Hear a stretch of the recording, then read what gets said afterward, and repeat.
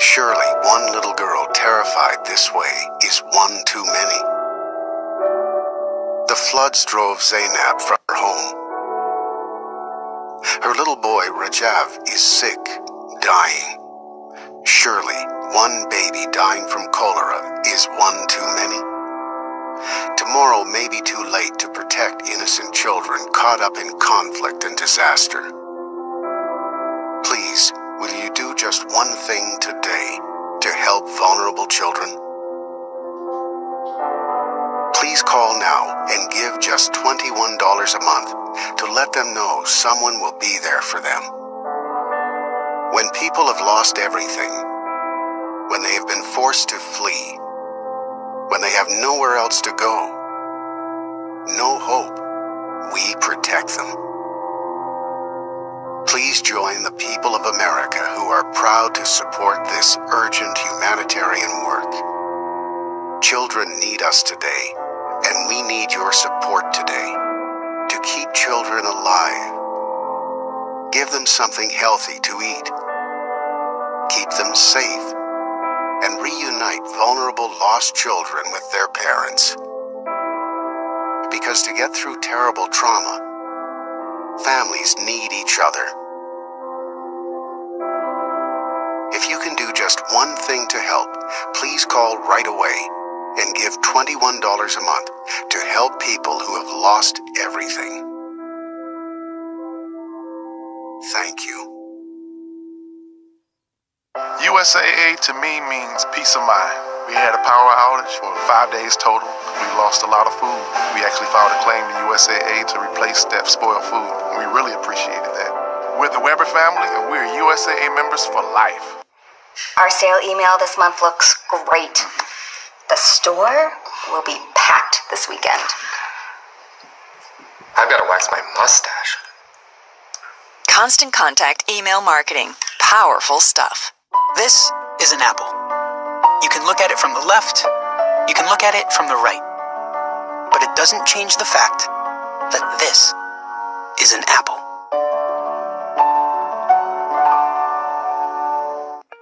Your paycheck. Your family depends on it. But if something happened to you, you need life insurance. And chances are SelectQuote can get it for you for under $1 a day. SelectQuote found Alec, 38, a $500,000 policy for under $23 a month. SelectQuote found Kenesha, 37, a $750,000 policy for under $21 a month. SelectQuote's secret? They impartially shop a select group of highly rated companies like these for your best rates. Give your family the security it needs at a price you can afford. Since 1985, SelectQuote has saved over 1 million families millions of dollars on life insurance. Call now, 800-977-3814. Or go to SelectQuote.com. Discover what over 1 million families know. We shop, you save. Russia Investigation. Live tonight, 11 Eastern. We're following major breaking news in the special counsel's Russia investigation. Former Trump campaign chairman Paul Manafort is now under house arrest after being charged with money laundering and tax evasion, along with his former business partner Rick Gates. In addition to their indictment, there was another big reveal today. We learned that former Trump foreign policy advisor George Papadopoulos has pleaded guilty to lying to the FBI about his Russia contacts. Let's bring in our senior congressional correspondent Manu Raju. Manu, tell us more about George Papadopoulos and the details in his plea agreement.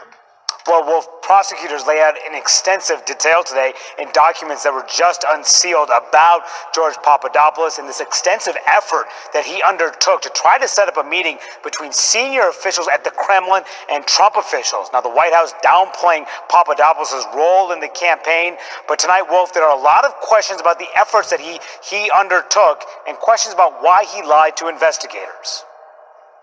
Soon after joining the Trump campaign in March 2016, George Papadopoulos had a meeting with a London-based professor. Papadopoulos, a Trump campaign foreign policy advisor, was promised dirt on Hillary Clinton in the form of thousands of emails obtained by the Russians. Around the time that Clinton's campaign chairman, John Podesta, was hacked. According to court documents unsealed today, Papadopoulos admitted lying to federal authorities when he said that those contacts occurred before joining the Trump campaign. He also falsely told authorities that the professor was, quote, just a guy talking up connections or something, when in fact Papadopoulos knew the professor had substantial connections to the Kremlin and had repeatedly sought to arrange a meeting between the Trump campaign and Russian government officials. Papadopoulos is direct evidence that someone with the campaign was being contacted by Russians with information that they had lots of so-called dirt that included emails on Hillary Clinton. Papadopoulos also downplayed contacts he had with a female Russian national, when in fact she also had ties to the Russian government that Papadopoulos pitched to the Trump campaign as part of an effort to have Trump meet with Vladimir Putin in Russia. Papadopoulos even described the woman to campaign officials as Putin's niece. A campaign supervisor praised Papadopoulos for, quote, great work. As Papadopoulos persisted to set up a meeting, the discussion reached the highest levels of the Trump campaign, with then-Chairman Paul Manafort and senior aide Rick Gates emailing to say, quote, we need someone to communicate that DT is not doing these trips. It should be someone low-level in the campaign so as not to send any signal. But in July 2016, Papadopoulos said that a meeting between senior Trump officials with Putin aides, quote, had been approved from our side. Papadopoulos was arrested on July 27th and later pled guilty for knowingly and willfully making materially false statements. Today, White House officials are downplaying Papadopoulos' work with the campaign. It was extremely limited. It was a volunteer position. He reached out and nothing happened beyond that. But Trump himself told the Washington Post in March 2016 that Papadopoulos, seen in this photo with Trump, was on his foreign policy team. George Papadopoulos, he's an oil and energy consultant, excellent guy. According to his LinkedIn account, Papadopoulos graduated from DePaul University in 2009 before receiving a master's degree from a university in London. After graduating, he worked from 2011 to 2015 as a research associate at the Washington think tank, the Hudson Institute. Thank you very much. In 2016, he worked as an advisor to the campaign of Dr. Ben Carson before switching to the Trump team. Now, Wolf, George Papadopoulos had been of interest to the Senate and House Intelligence Committees, but I'm told by sources on those panels that no. In fact, he has not been interviewed by those committees as he came under focus by Special Counsel Robert Mueller. But tonight, Wolf, some more reaction coming in from Capitol Hill. Senator Lindsey Graham said that it's okay to have conversations with the Russians, but he told me it's not okay to accept any help from the Russians, and also some pushback from Republicans, any suggestion about firing Robert Mueller, including from the Senate Judiciary Chairman, Wolf, who tells me that the president should not interfere with the special counsel, should let him do his job. Yeah, the president's getting a lot of recommendations exactly like that. Manu Raju up on Capitol Hill, thanks very much. Let's bring in our specialist to discuss, Gloria, how momentous are these charges, especially the guilty plea by Papadopoulos? Well, I think it's very, very important, Wolf. And again, we're only at the beginning of this, I believe. And we're going to see just how important it was. But when you consider what Papadopoulos is saying, and the fact that he has been with investigators for months, we don't know what else he's been telling them. And we also know that he is the person so far at this point who has made the link between the Russians and the campaign. And he himself seemed to be an intermediary. And when Sarah Sanders said today, none of this involves a campaign, and perhaps she was talking about Paul Manafort and Rick Gates and the question of financial improprieties, I think you have to look at this and you look at the emails that went back and forth, particularly the email from a campaign official which said, we need someone to communicate that Donald Trump is not doing these trips and that someone low level in the campaign should go so as not to send any signal. I think then you have to start, unspooling all of this and trying to figure out who these people were, what they were doing, what they intended to get from the Russians, and what the Russians intended to provide. And whether they actually got anything. Exactly. And whether they got anything, because we know early on. That's really the key. Yeah, and we know, that this spring when the Washington Post was doing some reporting, they were saying, Manafort never wanted anything, and we didn't pay any attention to Papadopoulos. So I think this still has to be played. But Dana, what does it tell you that Papadopoulos was made aware of the Russian so-called dirt on Hillary Clinton in April of 2016 in the form of thousands of emails? Well, we don't know what that means, whether it was... This was long before we knew there were hacked emails. No question. So we don't know if it was the Russians dangling, sort of potential dirt in front of them to lure them into these Trump officials into having a meeting, having a consultation, whether they actually had these emails that they were talking about, whether they produced them. We don't know the answer to that. But just the fact that this is in there, you're right, before it became public that Hillary's emails were, and more importantly, the DNC emails were hacked. We don't know exactly how that correlation is there, but the fact that the word dirt is used, which is the same word that was used during the email exchange with Donald Trump Jr. and a different or a Russian national, is very noteworthy. That and was very the meeting leading up to the and that Trump was, Tower. That was up in in July of 2016. Shimon, you were part of the team that broke all this news Friday night. Good work. What did today's revelations tell us about where the special counsel Robert Mueller stands right now and where it's all heading? Well, certainly the Papadopoulos revelation was huge, and that came out of nowhere and took all of us by surprise. So it tells you that where the direction of this investigation is still on collusion, what people in the campaign were doing, who they were communicating with, because when you read through the affidavit that the government unsealed today as it relates to Papadopoulos, they talk about all these different campaign officials that Papadopoulos was talking to, emails he was sending, supervisors, campaign supervisor, senior foreign policy advisors that he was talking to, telling them he's having these meetings with Russians. And so basically now the FBI has a good roadmap into who Papadopoulos was talking to, and they may want to talk to these other people that Papadopoulos was talking to, getting information, sending information about his meetings with the Russians, if they haven't already. Yeah. Phil Mudd used to work at the CIA. How does all this look? All these dramatic developments that we learned about today, how does that look to the U.S. intelligence community, the Russian involvement, for example? Boy, this is intelligence 101, Wolf. The first thing the Russians are doing is what we call in the business of vulnerability assessment. They're looking at a potential target. For them, the Trump team is a target and determining what the vulnerability is. In this case, it's easy.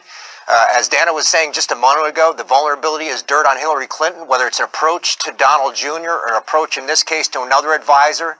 The approach, again, Intelligence 101, they are not going to send somebody in from the Russian embassy to spook the Trump team. They're going to say, hey, why don't you meet with an academic? Why don't you meet with, as we know, an attorney who spoke with Don Jr.? And then at the back end of this, there's a simple end of the story going to the departure of Mike Flynn early in the administration.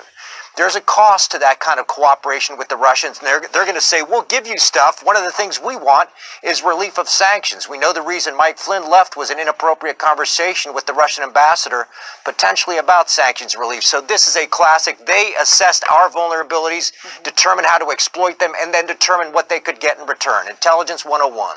You know, Jeffrey, the Papadopoulos is pleading guilty to making a false statement to the FBI. We saw these documents, read them all today. He's cooperating after pleading guilty, and he's being described as a proactive cooperator. So you're a former U.S. attorney. Explain what that means, a proactive cooperator. Well, the only thing it can mean to me is that, especially given the timing here, he was arrested in July, but he didn't plead guilty until the beginning of October.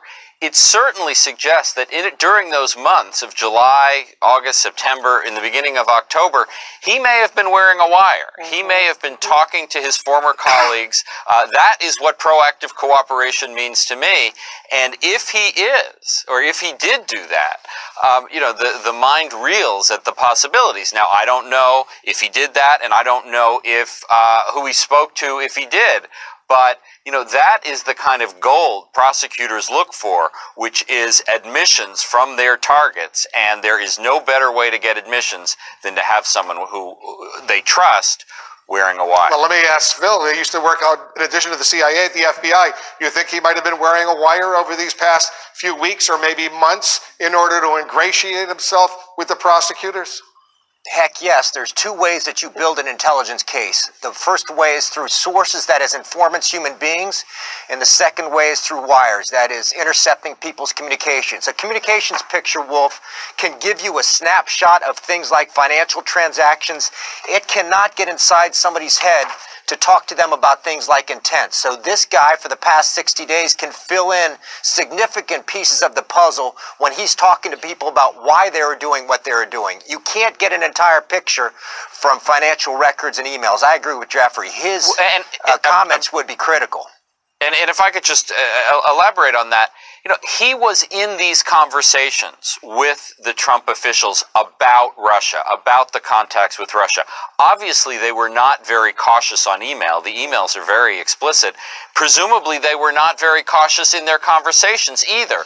The Mueller team now has an insider who was cooperating with him. True, he was not the most important person in the campaign, but if you read those emails, he was obviously taken seriously, and his testimony is certainly going to be very important. And just to Jeffrey's point, that is a big get for the FBI, to have someone who was working on the campaign, had eyes into these meetings.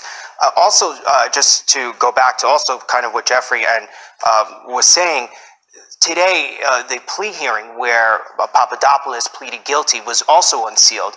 And in that, it lays out some of Papadopoulos' cooperation. And the government said that he had been providing what they called a roadmap into the investigation. They specifically called it a roadmap. And interestingly enough, they called him sort of a smaller piece of this larger investigation. And I'll just read Aaron Zelinsky, one of the prosecutors working for Mueller. He said, there's a large-scale ongoing investigation of which this case, the Papadopoulos case, is a small part. And you can bet, very quickly. Just quickly, despite what you heard from Sarah Huckabee Sanders today, you can bet that the people who worked on that campaign are scrambling to try to figure out who.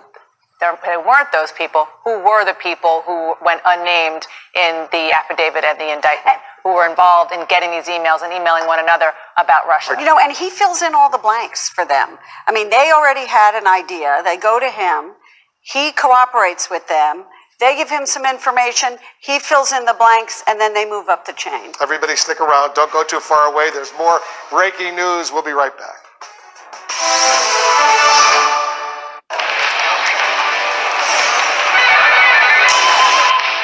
Heartburn hits. Fight back fast with Tums Chewy Bites. Fast relief in every bite. Crunchy outside, chewy inside. Tums Chewy Bites. How do you see the world? Keep going. Go. Stop! At Shriners Hospitals for Children, we know that changing how you see things can turn them into everyday miracles. Like riding my bike. Breaking boards. Ha! Swimming. Playing soccer. Hugging my mom. Every day for over 90 years, Shriners Hospitals for Children has been sending love to the rescue, regardless of a family's ability to pay.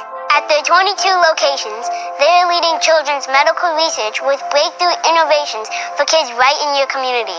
But this life-changing care is only possible because of support of people like you. When you visit loveshriners.org and give just 63 cents a day, you're showing that you care. Will you join us in helping children in need? When you call today, we will send you this adorable Love to the Rescue blanket as a thank you and a reminder of how you are helping a kid like me. Only 63 cents a day is all it takes to give an everyday miracle to a kid like me. Like me. And me. And me. And me. And me. Because of you, we see miracles like these happen every day. Your gift can change a child's life forever. Because everybody everyone could use a miracle. Your gift, no matter how small, can help a child like Catherine today. Thank you. Thank you. Thank you. Muchas gracias. Thank you. Thank you for giving. You can help create an everyday miracle today. Please call or go online now. If operators are busy, please call again or give right away at loveshiners.org. Your call says you care. If you have Medicare, I have 3 things you'll want to hear. There's an all-in-one Medicare Advantage plan from Humana. It includes Medicare Part D prescription drug coverage, and it may save you money in so many ways. It's all in this book, and it's yours free just for calling. You'll see all the ways the plan might save you money, even on prescription drugs. In fact, last year, Humana Medicare Advantage prescription drug plan members saved an estimated $6,500 on average on their prescription costs. And you get all this coverage with an affordable monthly plan premium. And in some areas, no plan premium. Even if you've looked at Humana before, you need to take another look at this plan. We'll send you the decision guide absolutely free, in a slightly smaller size, of course. Discover the all-in-one Medicare Advantage plan that could cut your costs and cover your prescriptions. Call 1-800-552-1854. Or go to humanabigbook.com. The savings are too big to miss. Sunday, the calm before the storm. Anthony Bourdain in Puerto Rico, right before Hurricane Maria. What will happen to this beautiful place? All new Anthony Bourdain Parts Unknown, Puerto Rico, Sunday at 9 on CNN. Suffering from sinus congestion and allergies? Want to avoid drug and nasal spray side effects or uncomfortable neti pots? Get My Pure Mist. Fast, natural, drug-free relief for your sinus symptoms. Steam is a natural decongestant and is so effective that leading medical institutions recommend it. Simply push the on button to get instant steam. And you can use it anywhere, anytime. The Instant Fine Mist penetrates deep, effectively washing away irritants and allergens. The result is superb relief from sinus congestion, colds, and allergies. Research shows 92% of My Pure Mist users could breathe better and sleep better with fewer symptoms. No wonder My Pure Mist has amazing reviews at Amazon, Target, and other major retailers. Why suffer? Get fast, natural relief today. My Pure Mist is available at Target, Bed Bath & Beyond, or Walgreens. Breathe better, sleep better. Get My Pure Mist at Target today. This is CNN, the most trusted name in news. This is CNN Breaking News. We have breaking news just coming into the Situation Room. Facebook is now revealing how many people may have seen Russia-linked pages during and after the 2016 campaign. Let's bring in CNN senior media and politics reporter Dylan Byers. Dylan, tell our viewers what you're learning. Wolf, CNN has obtained a copy of Facebook's written testimony. This is the testimony that they will present to lawmakers in a series of public hearings this week. It includes a very significant detail. Content generated by the Russian troll farm known as the Internet Research Agency that was seeking to meddle in American politics through social media.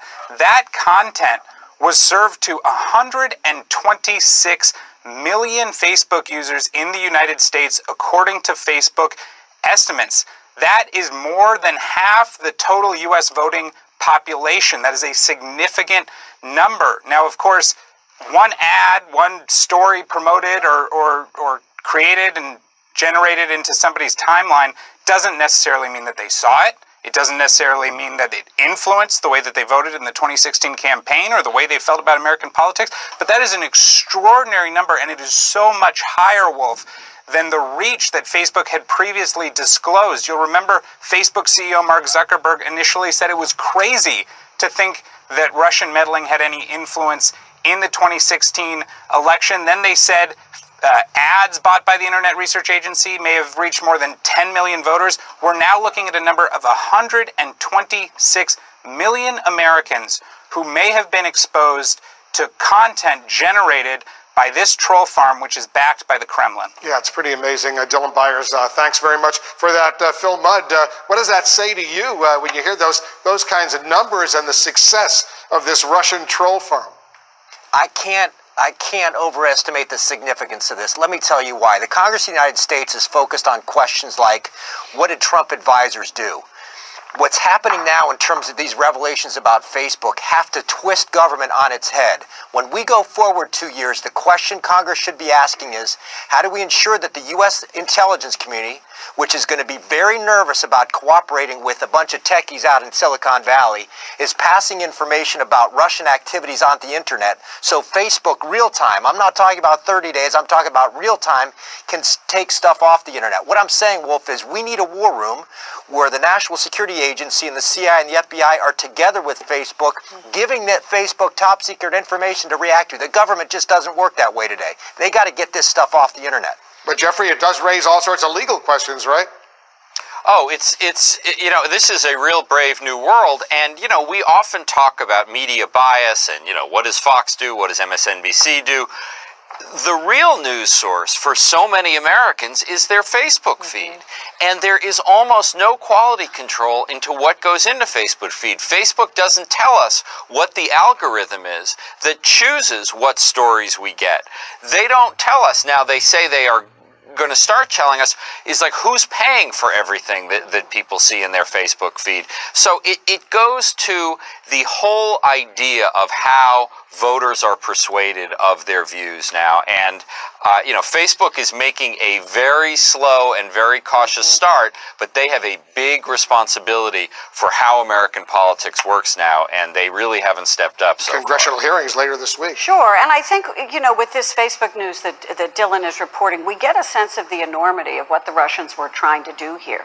Not only were they trying to infiltrate the campaign, and we'll see if it was done successfully or not successfully, but through social media, of course. So they were pulling every strand they possibly could to try and figure out a way to influence this election, including going to very senior advisors in Donald Trump's campaign. Yeah. It's amazing. Everybody stand by for a moment. There's more breaking news we're following right now in the Russia probe, including the indictment against former Trump campaign chairman Paul Manafort. We're going live to Ukraine as we follow Manafort's enormous money trail. Remember that accident I got in with the pole and I had to make a claim and all that? Is that whole thing still dragging out? No, I took some pics with the app and filed a claim. But you know how they send you money to cover repairs and... It took forever to pay you, right? No, I got paid right away. But at the very end of it all, my agent wouldn't even call you back, right? No, she called to see if I was happy. But if I wasn't happy with my claim experience, for any reason, they'd give me my money back. No questions asked. Can you believe that? No. The claim satisfaction guarantee, only from Allstate. Switching to Allstate is worth it. Another day at the office. Why do you put up with it? Believe it or not, you actually like what you do, even love it. And today, you can do things you never could before.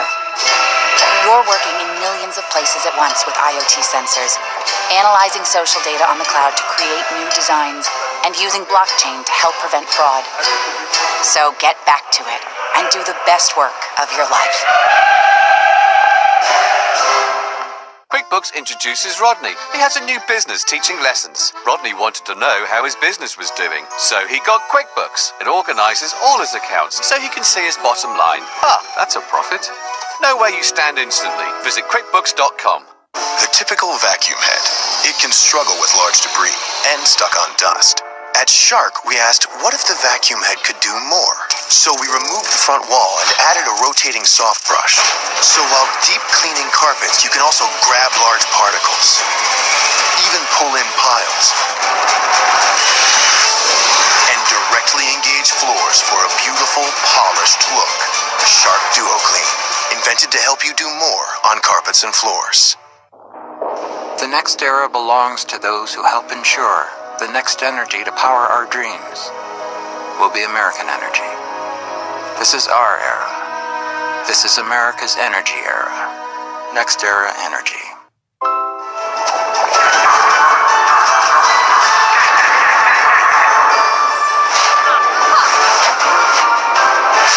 Join Stella's squad this Halloween and play Bubble Witch 3 now.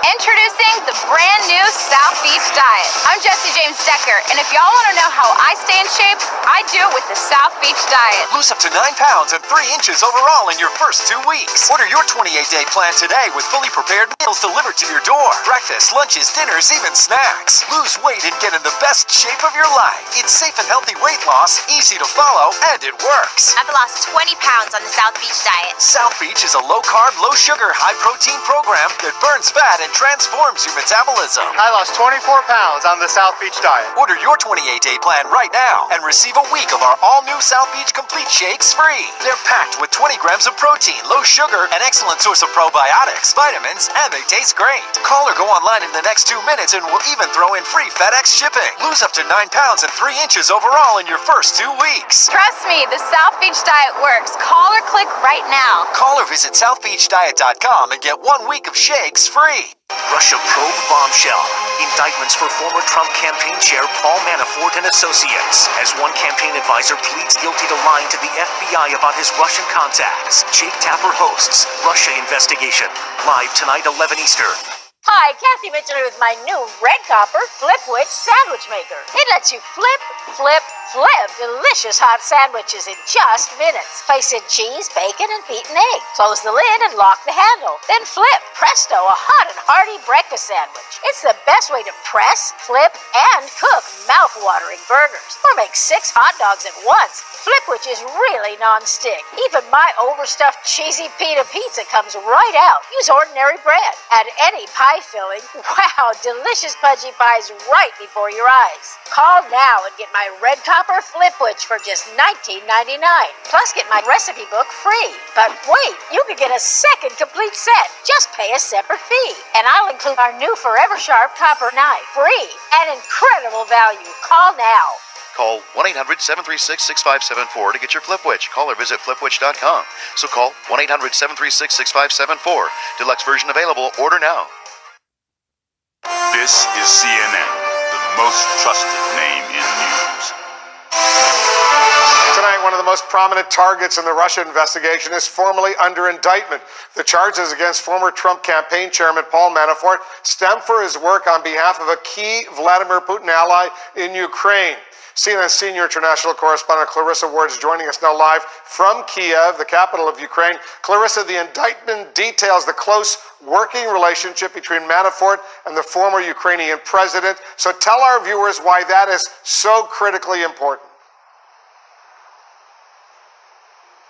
Well, Wolf, to put it simply, you don't get much closer to the Kremlin than former Ukrainian President Viktor Yanukovych. This was a man who was always seen as the Kremlin candidate, and when political protests broke out here in 2014 and he was forced to abscond, reportedly with millions and millions of dollars of Ukrainian money that he embezzled, he absconded, Wolf, to Russia. He even told a TV interviewer that he owed his life to President Vladimir Putin because Putin had offered him shelter, as it were, in Russia. So very close ties to Russia, very close ties to the Kremlin.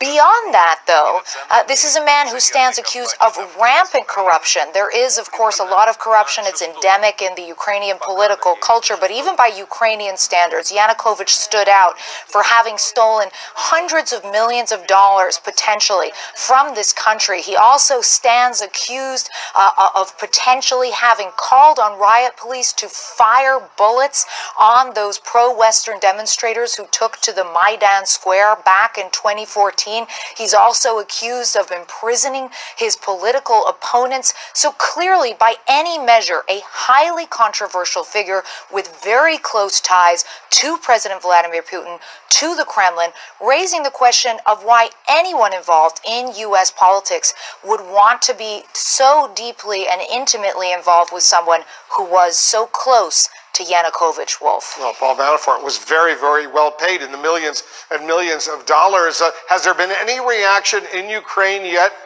to the news of these indictments?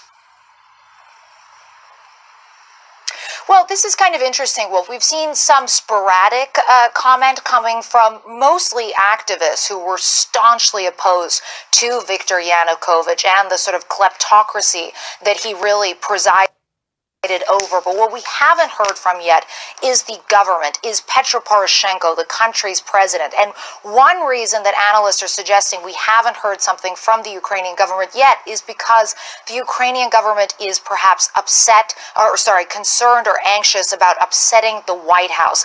They rely very heavily on all different number of various forms of U.S. aid. They can't afford to get into some protracted political battle with the Trump administration. And so there has been some speculation from various quarters that that may be contributing to their absence in making some kind of a statement against Manafort. Wolf. Clarissa Ward reporting from Kiev in Ukraine. Thanks very much. That's it for me. A special breaking news coverage continues right now with Aaron Burnett out front. This is CNN Breaking News. Good evening, I'm Aaron Burnett. Out front tonight, the breaking news, the clearest evidence yet of collusion. 3 members of the Trump campaign are charged or plead guilty in the Russia investigation today. That guilty plea, a surprise bombshell. A former Trump campaign foreign policy advisor pleading guilty to making a false statement to FBI investigators about his contacts with Russian agents. George Papadopoulos tried to set up multiple meetings between Trump campaign officials and Russian agents with the promise of, quote, dirt on Hillary Clinton and of thousands of her emails. Papadopoulos lied about these meetings and is now cooperating with Robert Mueller's team. When asked about this bombshell today, the press secretary, Sarah Sanders, tried to dismiss Papadopoulos completely and his role in the campaign. It was extremely limited. It was a volunteer position.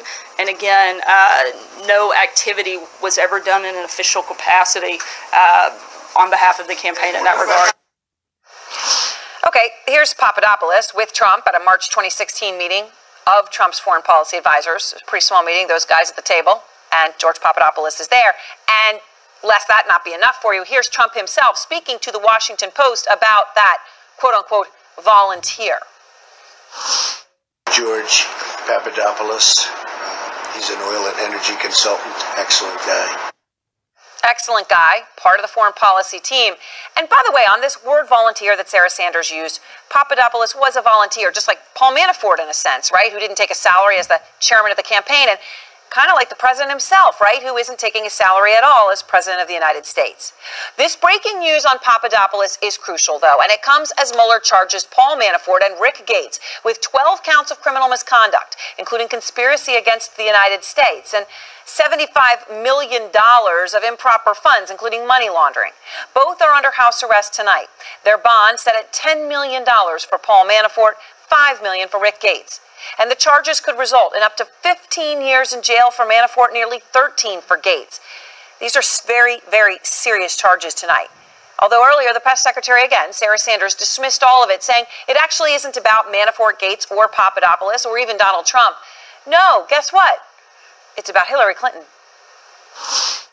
Today's announcement has nothing to do with the president, has nothing to do with the president's campaign or campaign activity. There's clear evidence of the Clinton campaign colluding with Russian intelligence to spread disinformation and smear the president to influence the election. Evan Perez and Jim Sciutto are covering every detail of this major breaking news in the Russia investigation. I want to begin with you, Jim, and then to you, Evan. But Jim, you know, this is as close as we have gotten to collusion, and the evidence that was unveiled today of George Papadopoulos in those emails, some of which refer directly to the campaign chairman Paul Manafort, is startling. Aaron, indeed. And remember, from the beginning until as recently as this morning, President Trump and the White House have dismissed both the allegations of coordination with Russia and any meaningful contact with Russian officials, dismissed all of them as false. In George Papadopoulos' case today, we learned of emails and communications that belie that claim in very clear terms. And in a court opinion, just unsealed, there is this language. It says, "This is a matter of national importance. The U.S. is investigating foreign interference in the 26th presidential election and potential collusion in those efforts by American citizens." Those are the very opening lines of this court opinion that was unsealed today. And we see, in fact, progress in that case with today's revelations. It is the clearest evidence yet of Russian efforts to connect with the Trump campaign and campaign officials' interest in responding. Former Trump campaign foreign policy advisor George Papadopoulos pled guilty on October 5th to lying to the FBI about his contacts with Russians tied to the Kremlin, including one claiming to have, quote, dirt on Hillary Clinton. The special counsel's office says that its January 2017 interview of Papadopoulos was part of a then still open investigation into, quote, whether there was any coordination between the campaign and Russia's efforts to interfere in the election. Papadopoulos, who joined the Trump campaign in March 2016, was in repeated email contact with Russians to set up a meeting, first between Russian President Vladimir Putin and Trump, and later between Trump campaign officials and other Russians. According to court documents, one foreign contact told Papadopoulos in April 2016 that he, quote, learned that the Russians had obtained dirt on then-candidate Clinton. In May, Papadopoulos emailed a high-ranking Trump campaign official, who CNN has learned is former Trump campaign chairman Paul Manafort, that, quote, Russia has been eager to meet Mr. Trump for quite some time and have been reaching out to me to discuss. Manafort then forwarded that email to another campaign official, who CNN has learned is Rick Gates, stating, quote, we need someone to communicate that DT is not doing these trips. It should be someone low-level in the campaign so as not to send any signal. Today, the White House said that Papadopoulos never acted in an official capacity.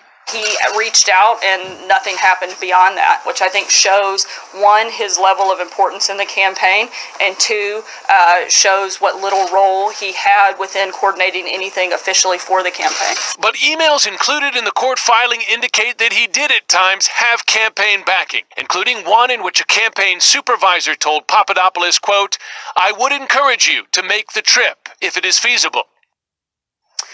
And he, in fact, had repeated communications with senior campaign officials. But beyond that, just the timeline of events potentially telling. Look at this. In April, Papadopoulos is told that Russia has thousands of Hillary Clinton's emails. In May, Papadopoulos emails Manafort, of course, the campaign chairman at the time, about, quote, a request from Russia to meet with Trump. It's the next month in June. You'll remember that was the Trump Tower meeting between Don Jr. and Russians who were also offering dirt on Hillary Clinton. The very next month, July 14th, Papadopoulos proposes another meeting in August or September between Trump campaign members and members of Putin's office, the office of the President of Russia, adding it has been approved from our side, saying that it wasn't just an empty offer, but that he got approval from more senior officials in the campaign. Then in August, a campaign supervisor, and again, there are emails that prove this, Aaron, encourages Papadopoulos to go ahead and accept a proposed meeting again between Trump campaign associates and Russians. There is a lot here in this filing with electronic proof of those meetings and communications. There is, and that's part of what's so stunning about it. We're going to have more on this in a moment. Stay with me, Jim, but I want to go now to the criminal charges against Paul Manafort and Rick Gates. And then this is substantial here, 31-page here, indictment that we're looking at. Justice correspondent Evan Perez is out front. And Evan, tonight, Paul Manafort and Rick Gates are under house arrest with between $15 million in bail between them. This is unusually harsh.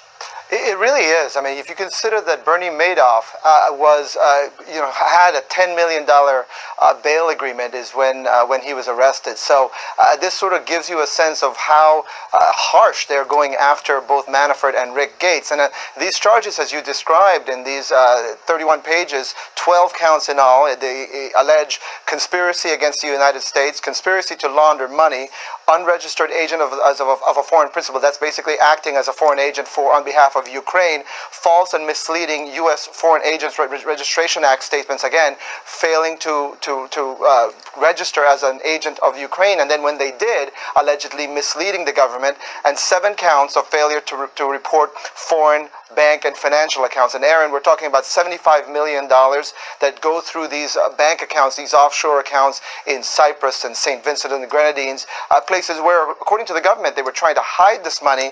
$15 million alone that was spent on things like buying clothes and cars and real estate, and even $1 million on landscaping. If you read this document, what the government is trying to tell you here is that Manafort and Gates were essentially hiding all of this money, trying to use offshore destination to wash it, and then they lied about it.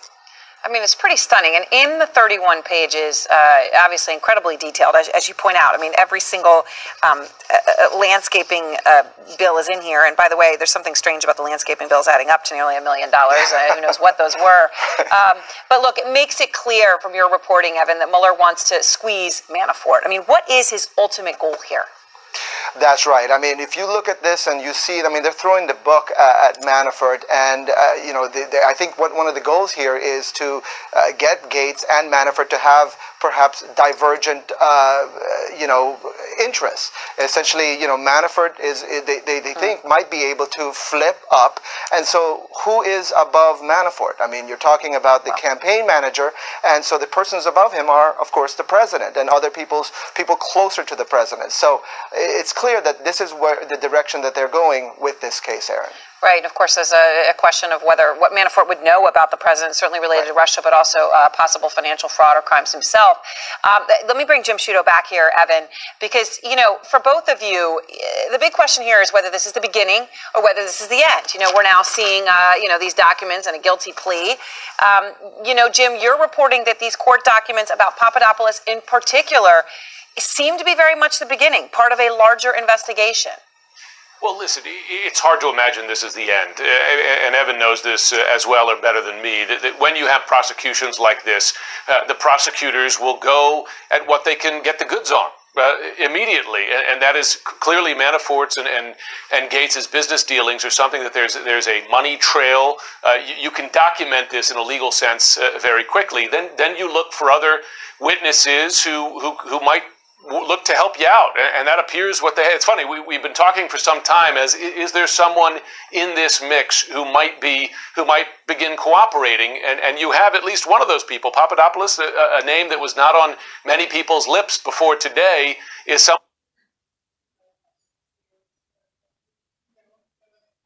who we know that for weeks now has been, and as the court filing says, he's been providing information and answering questions for some weeks now.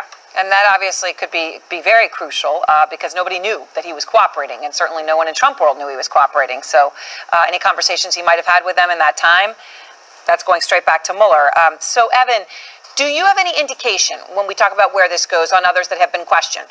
We know General Flynn, right, was of interest. Jared Kushner was of interest. Anybody else? I mean, are there other names like that still possibly on the table here?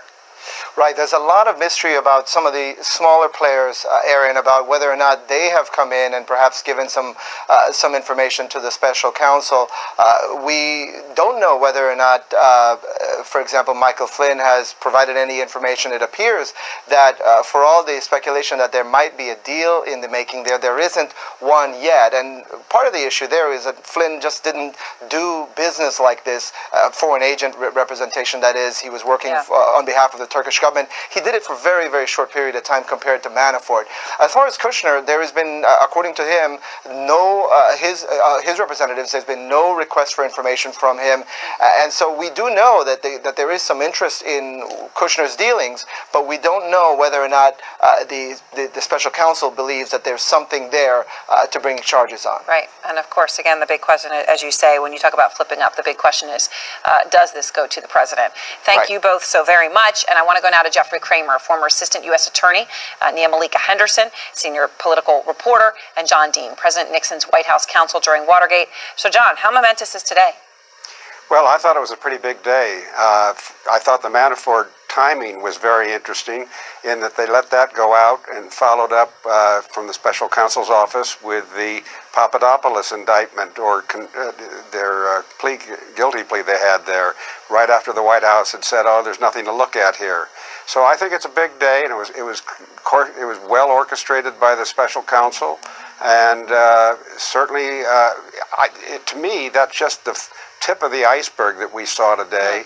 And there's much more to come. Tip of the iceberg. I mean, Jeffrey Papadopoulos pleaded guilty. And when we talk about that, we learned about that today. We learned about all this today.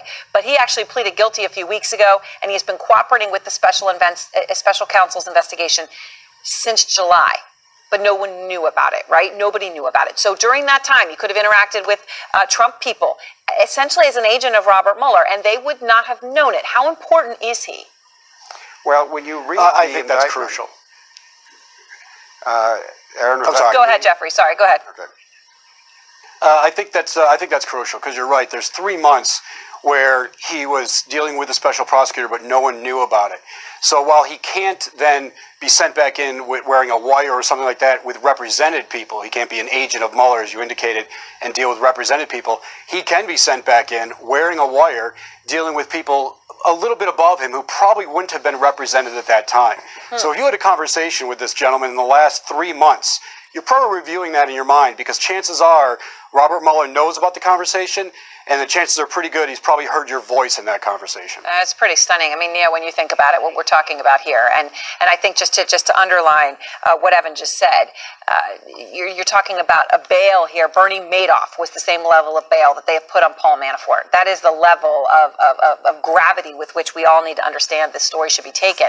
You know, Trump tweeted today, Nia, that there is, in his words, all caps, no collusion. He tweeted the other day that, quote, it is now commonly agreed after many months of costly looking that there was no collusion between Russia and Trump, was collusion with HC. Nia, tonight, though, we are the closest we have ever been to just that. I think that's right.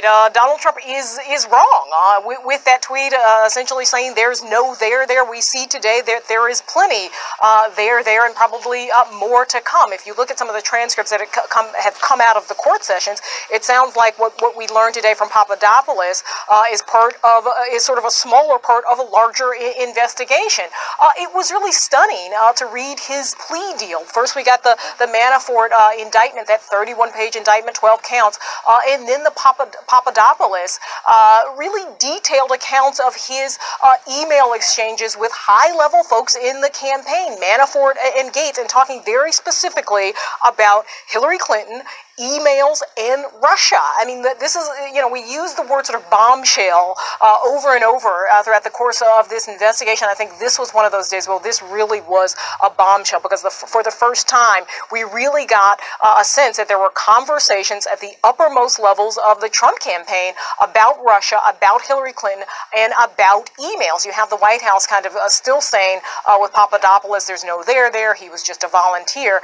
But my goodness, I mean, you read that account of his interaction with Paul Manafort and with Rick Gates, and it certainly seems like there is, if not outright collusion, then an attempt at collusion. Right, and that is the crucial thing here. And then from there, how high does it go? All of you are going to stay with me as we continue to cover this major breaking news tonight, the Inner Circle indictments. How big a deal are they? We're talking about Manafort and Gates.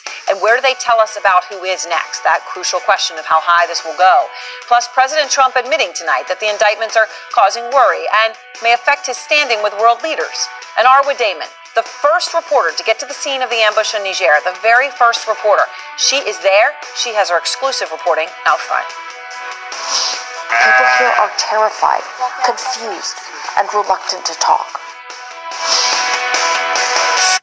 Erin Burnett out front. Brought to you by Otezla. Learn more at Otezla.com.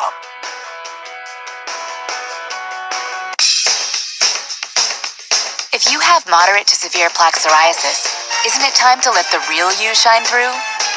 Maybe it's time for Otezla, Apremilast. Otezla is not an injection or a cream. It's a pill that treats plaque psoriasis differently. With Otezla, 75% clearer skin is achievable after just 4 months, with reduced redness, thickness, and scaliness of plaques. And the Otezla prescribing information has no requirement for routine lab monitoring. Don't use if you're allergic to Otezla.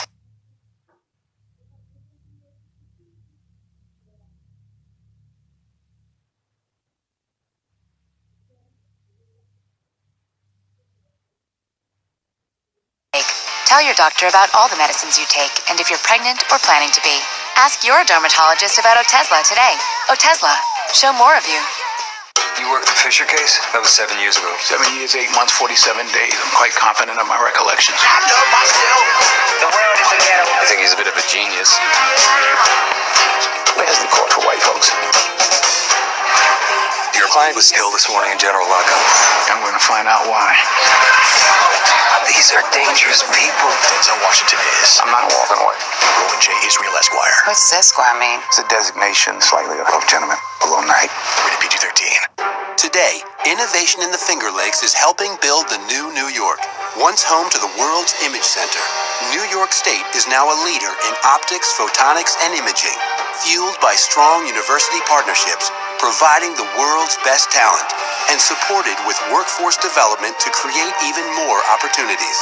All across New York State, we're building the new New York. To grow your business with us in New York State, visit esd.ny.gov. My job?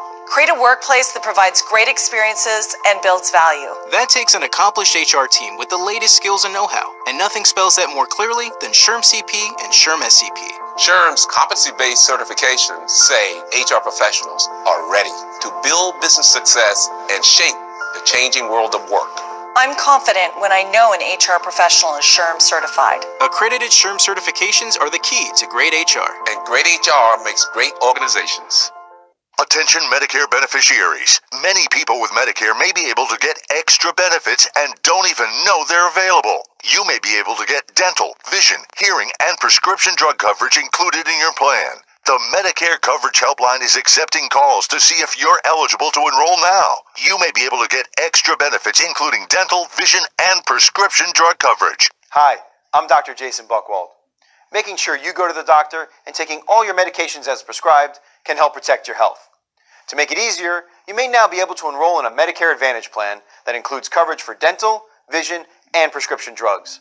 Help protect your health by choosing the right plan for you and get all the benefits you deserve. Call to see if you may be able to get extra benefits, including dental, vision, and prescription coverage. Don't delay. Call to see if you're eligible to enroll and may be able to get extra benefits now. Call 800-779-8200. That's 800-779-8200. Following the breaking news at this hour, President Trump's former campaign manager Paul Manafort and his protege Rick Gates under house arrest tonight after being indicted in the Russia investigation. Their bond set at a stunning combined $15 million. My panel is back with me. John Dean, let me start with this point because Evan had mentioned Bernie Madoff had the same bail as Paul Manafort. $10 million bail for Paul Manafort, $5 million for Rick Gates. House arrest. Their passports are taken away. They're only allowed to go out of their homes for medical reasons or religious imperative. What does this tell you? Well, it tells me historically there's never been a precedent like this with an independent counsel or a special counsel investigation. I can think of none where these kind of conditions have been imposed upon those who were subject or targets of the investigation. So that's unprecedented in that regard, suggesting how big this is and how troubling it is, because we're talking about really internal security and national security on both the issues that are being looked at, both the fraud as well as the collusion issue. So Jeffrey, you know, when you take this up to the jail time that they would get if convicted, Manafort, 12 to 15 years, Gates, 10 to 12 years. If they turn in others, Jeffrey, could they reduce those sentences? Could they negate them entirely? I mean, I'm trying to get at how much leverage do these charges, this fear now of being under house arrest for the next year as this goes on and then going to jail for 15 years, how much leverage does this give Mueller? This is tremendous leverage. This is a very strong indictment. It's what's called a speaking indictment, and that it tells a narrative, it tells a tale. And you can tell just by looking at the indictment what the special prosecutor has. He has how the money was made. He knows the filings weren't done. He has the companies that were set up. He knows Manafort owns the companies. Yep. He has the wires that were sent. He knows how the money was taken out. He's even got the mortgages that were done and lies to the FBI. So from beginning to end, it's a very strong case and a hard case to defend. Having said that, since he's looking, as you indicated, at 10 to 15 years, there's a lot of fire under his feet. And I was a prosecutor for 12 years in New York and Chicago and have had defendants sweat for a lot less than 10 to 15 years in prison. I mean, it's a long time. Paul Manafort's 68 years old. It's most likely a life sentence. Rick Gates, I believe, is obviously a bit younger than that, 10 years or so. But I mean, this is sort of the end of your life if you think about it in many ways. I mean, Nia, the White House is now, especially when you think about this leverage, the sweat that they're feeling, is now trying to completely diminish Paul Manafort's role. Here's Sarah Sanders today when asked about his role as campaign chairman. The president hired Paul Manafort to handle the delegate process, which he did, and he was dismissed not too long after that. So, Nia, they're trying to say Manafort's indictment had absolutely nothing to do with the campaign, except for he was the chairman of the campaign. he was the chairman of the campaign. He was essentially with the campaign from March until August, 4.5 months with the campaign at a really crucial time over the summer. As Donald Trump is wrapping up the nomination, he's making sure that all of the delegates stick with Donald Trump, and as he's accepting the nomination and everything that goes on during the summer in the lead up to a general election. They are essentially trying to use the "my name is Paul and I don't know y'all" defense, and you've seen them do that before. You've seen them do that, for instance, with Flynn. They at one point described Flynn as a volunteer. They also are describing Papadopoulos as a volunteer. With Papadopoulos, it is true that he was a volunteer. Usually when people join campaigns like that, they are serving in a volunteer capacity. So that doesn't work. They're also trying to use sort of the whataboutism excuse to sort of what about Hillary Clinton, what about the dossier. So I think, we see today that they don't really have a great defense for this, particularly not publicly. And this, I think, is it's essentially a political spin. It's not going to have any effect on the Mueller investigation, which seems really rock solid. Not a lot of leaks. I mean, it was a surprise to everybody today with the Papadopoulos thing. And that's good. It should be surprising people in the sense of, obviously, we're an industry that lives on leaks, but we also want this to be done with the utmost of integrity, and it's important it happened this way. Jeffrey, when you have 3 former campaign officials charged with crimes, one obviously pleading guilty to false statements, the one who was, promised dirt on Hillary Clinton from a Russian agent. Is this just the tip of the iceberg? Because I know, Jeffrey, you're saying you go forward with the ones you have that are rock solid. So does that mean the other stuff they have obviously is much less rock solid? Is there going to be a who's next? I think there's definitely a who's next. And as they proceeded with the cases, they were able to make a documentary case against Paul Manafort. It's impossible to cross-examine a document or a wire transfer. That's what makes that strong. But now you just wait. Now you wait for the people who may have spoken to you before, who know you're willing to indict for what's called 1001 count, or lying to federal officials under the criminal code 1001. And now they're going to come back to you and perhaps clarify some of their answers. So now I think there's going to be a lot of inbound traffic going to the special prosecutor for people they may have spoken to before, while the Manafort case moves forward with a normal criminal prosecution, and then sooner or later I think he blinks. And John, on the blinking, what about this whole issue of Manafort and all this leverage that's been on him, as Evan Perez says, to flip up? And the only person above him was the president. Well, that's very potential at this point because, as you said, this is a life sentence for him, and it looks like a very solid case. When you also, though, read that plea agreement, you realize how little they are telling us, because they say in that agreement, these aren't all the facts we have, and those are pretty incredible facts. And they keep talking about senior campaign officials, so it's a description of collusion in that plea agreement as well. And Nia, the other thing is the charges we have today, right, are related to money laundering, conspiracy, and collusion, but not about obstruction of justice, which, as we all know, has been a very important area for Robert Mueller. And we didn't hear anything about that today.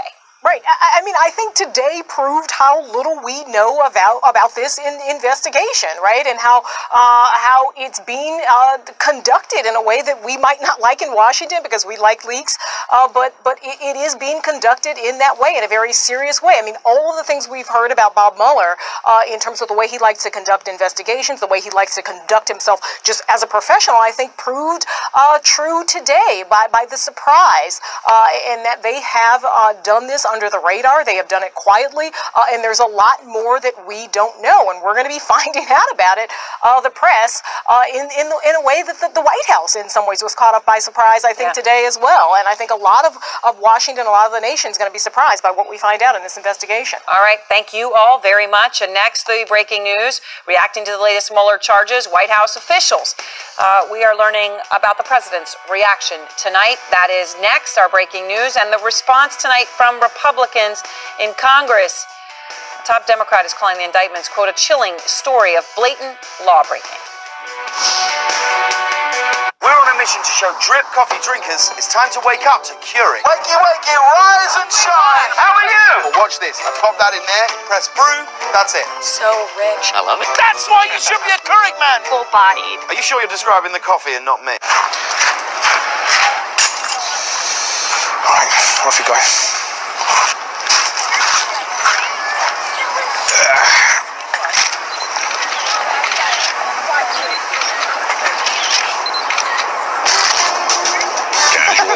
is at Buckingham Palace? Surprising. What's not surprising? How much money Nathan saved by switching to Geico. 15 minutes could save you 15% or more. For Woodford Reserve, quality is what we're judged against. If we aren't great, nothing else matters. Quality. It's our Woodford way. I'm Jenny, and I quit smoking with Chantix. It takes a lot of planning to be a smoker. It's like, when am I going to be able to sneak out of here and go have a cigarette? I just knew I had to quit, and Chantix was the method that actually worked for me. Along with support, Chantix Varenicline is proven to help people quit smoking. Chantix reduced my urge to smoke. When you try to quit smoking, with or without Chantix, you may have nicotine withdrawal symptoms. Some people had changes in behavior or thinking, aggression, hostility, agitation, depressed mood, or suicidal thoughts or actions with Chantix. Serious side effects may include seizures, new or worse heart or blood vessel problems, sleepwalking, or allergic and skin reactions, which can be life-threatening. Stop Chantix and get help right away if you have any of these. Tell your healthcare provider if you've had depression or other mental health problems. Decrease alcohol use while taking Chantix. Use caution when driving or operating machinery. The most common side effect is nausea. Thanks to Chantix, I did it. Ask your doctor if Chantix is right for you. Many insurance plans cover Chantix for a low or $0 copay. Sunday, the calm before the storm. Anthony Bourdain in Puerto Rico, right before Hurricane Maria. What will happen to this beautiful place? Only Anthony Bourdain parts unknown. Puerto Rico, Sunday at 9 on CNN. Hi, I'm Joan London with A Place for Mom. Every day we hear from families who partnered with a senior living advisor from A Place for Mom to help find the perfect place for their mom or dad. Thank you so much for your assistance in helping us find a place. Mom feels safe and comfortable and has met many wonderful residents and staffers. Thank you for helping our family find our father a new home. We especially appreciate the information about the VA Aid and Attendance Program. I feel I found the right place, a perfect fit. You were my angel and helped guide me every step of the way. Thank you. The senior living advisors at A Place for Mom partner with thousands of families every month, listening and offering local knowledge and advice to help find the best senior living communities across the country. And it won't cost you a cent. This is a free service. Call today. A Place for Mom. You know your family. We know senior living. Together, we'll make the right choice. Russia investigation. Live tonight, 11 Eastern. Breaking news, President Trump reacting tonight to the news of charges and a guilty plea in the Russia investigation. Sarah Murray is out front at the White House. And Sarah, what is the president saying? Well, he's had a couple reactions from what we understand from sources. I mean, the first reaction is he seems to be kind of stunned that George Papadopoulos, who many White House officials are saying played a relatively minor role in the campaign, is now at the center of this controversy and the center of questions about whether there were Trump campaign officials who were attempting to collude with Russian officials. That was one reaction. But we're also told by sources that the president is frustrated. He's getting ready to head off on this big Asia trip. He feels like it puts him on less firm footing when he's getting ready to negotiate internationally. This, in many ways, has been the cloud that hangs over his head, and he certainly does not feel like he's at his strongest politically or in terms of diplomatic relations when news about this investigation continues to follow him around. So I think what we're seeing is continuing frustration privately from the president. At the same time as publicly, the White House has obviously been defiant about the news today, insisting that it has nothing to do with the campaign and also insisting that they believe this investigation is going to wrap up quickly, although they haven't offered any evidence as to why they believe that. All right. Thank you very much. Appreciate it, Sarah. And let's go now to the Democratic Senator from Connecticut, Richard Blumenthal, who sits on the Senate Judiciary Committee. He's been looking at Paul Manafort and is also the former Attorney General for the state of Connecticut. Thank you very much, Senator. I appreciate your time. You just heard Sarah reporting the president is worried about this impacting his upcoming trip. Tonight, of course, his former campaign chairman, Paul Manafort, is under house arrest and could be facing up to 15 years in jail. Will Paul Manafort turn on Trump? That's a big unknown, but one point is clear. These indictments and conviction show why I fought so hard for a special counsel. And very tellingly, to answer your question, is CNN's report about what was said at the Papadopoulos plea proceeding, that there is a larger investigation of which this agreement is a small part. Clearly, this investigation is, in a sense, just beginning. It's the end of the beginning, not the beginning of the end, and we can expect to see more indictments. So on the issue of George Papadopoulos, because this is what goes to the heart of collusion, obviously the former foreign policy advisor for the Trump campaign, he's pleaded guilty to lying about his contacts with Russians. But what we know, and it's in great detail here from the emails, right, is that he talked about that the Russian agents said that they had dirt on Hillary Clinton, thousands of emails on Hillary Clinton, as you can see here. And then he continues to talk about his relations with multiple Russians, talking about a meeting that has been approved from our side, referring to someone high-ranking at the Trump campaign, and refers to Paul Manafort directly in one of these emails. Is this, in your view, Senator, what we have here from George Papadopoulos, is it collusion? It's very compelling evidence that points toward collusion. When it's viewed along with all the other evidence, for example, the concealed meetings, including Jeff Sessions, the June 9th meeting involving Kushner and Russian agents, and the meetings with the Russian bank with Jared Kushner, the outreach by the Cambridge Analytics to WikiLeaks, and all of the kinds of collusion that are demonstrated by other evidence. But here's another important point, that the meeting that occurred on April 26th and then reported on April 27th clearly went up the chain of command. Yes. And so the contacts went back and forth, and Donald Trump asked for a pledge of loyalty from Jim Comey on the very day that this individual, George Papadopoulos, was interviewed by the FBI for the first time. I mean, when you talk about collusion, though, you know, your colleague, Senator Lindsey Graham, has made the point that just having these conversations with the Russians, whatever it might have been about, conversations are not a crime. Here he is.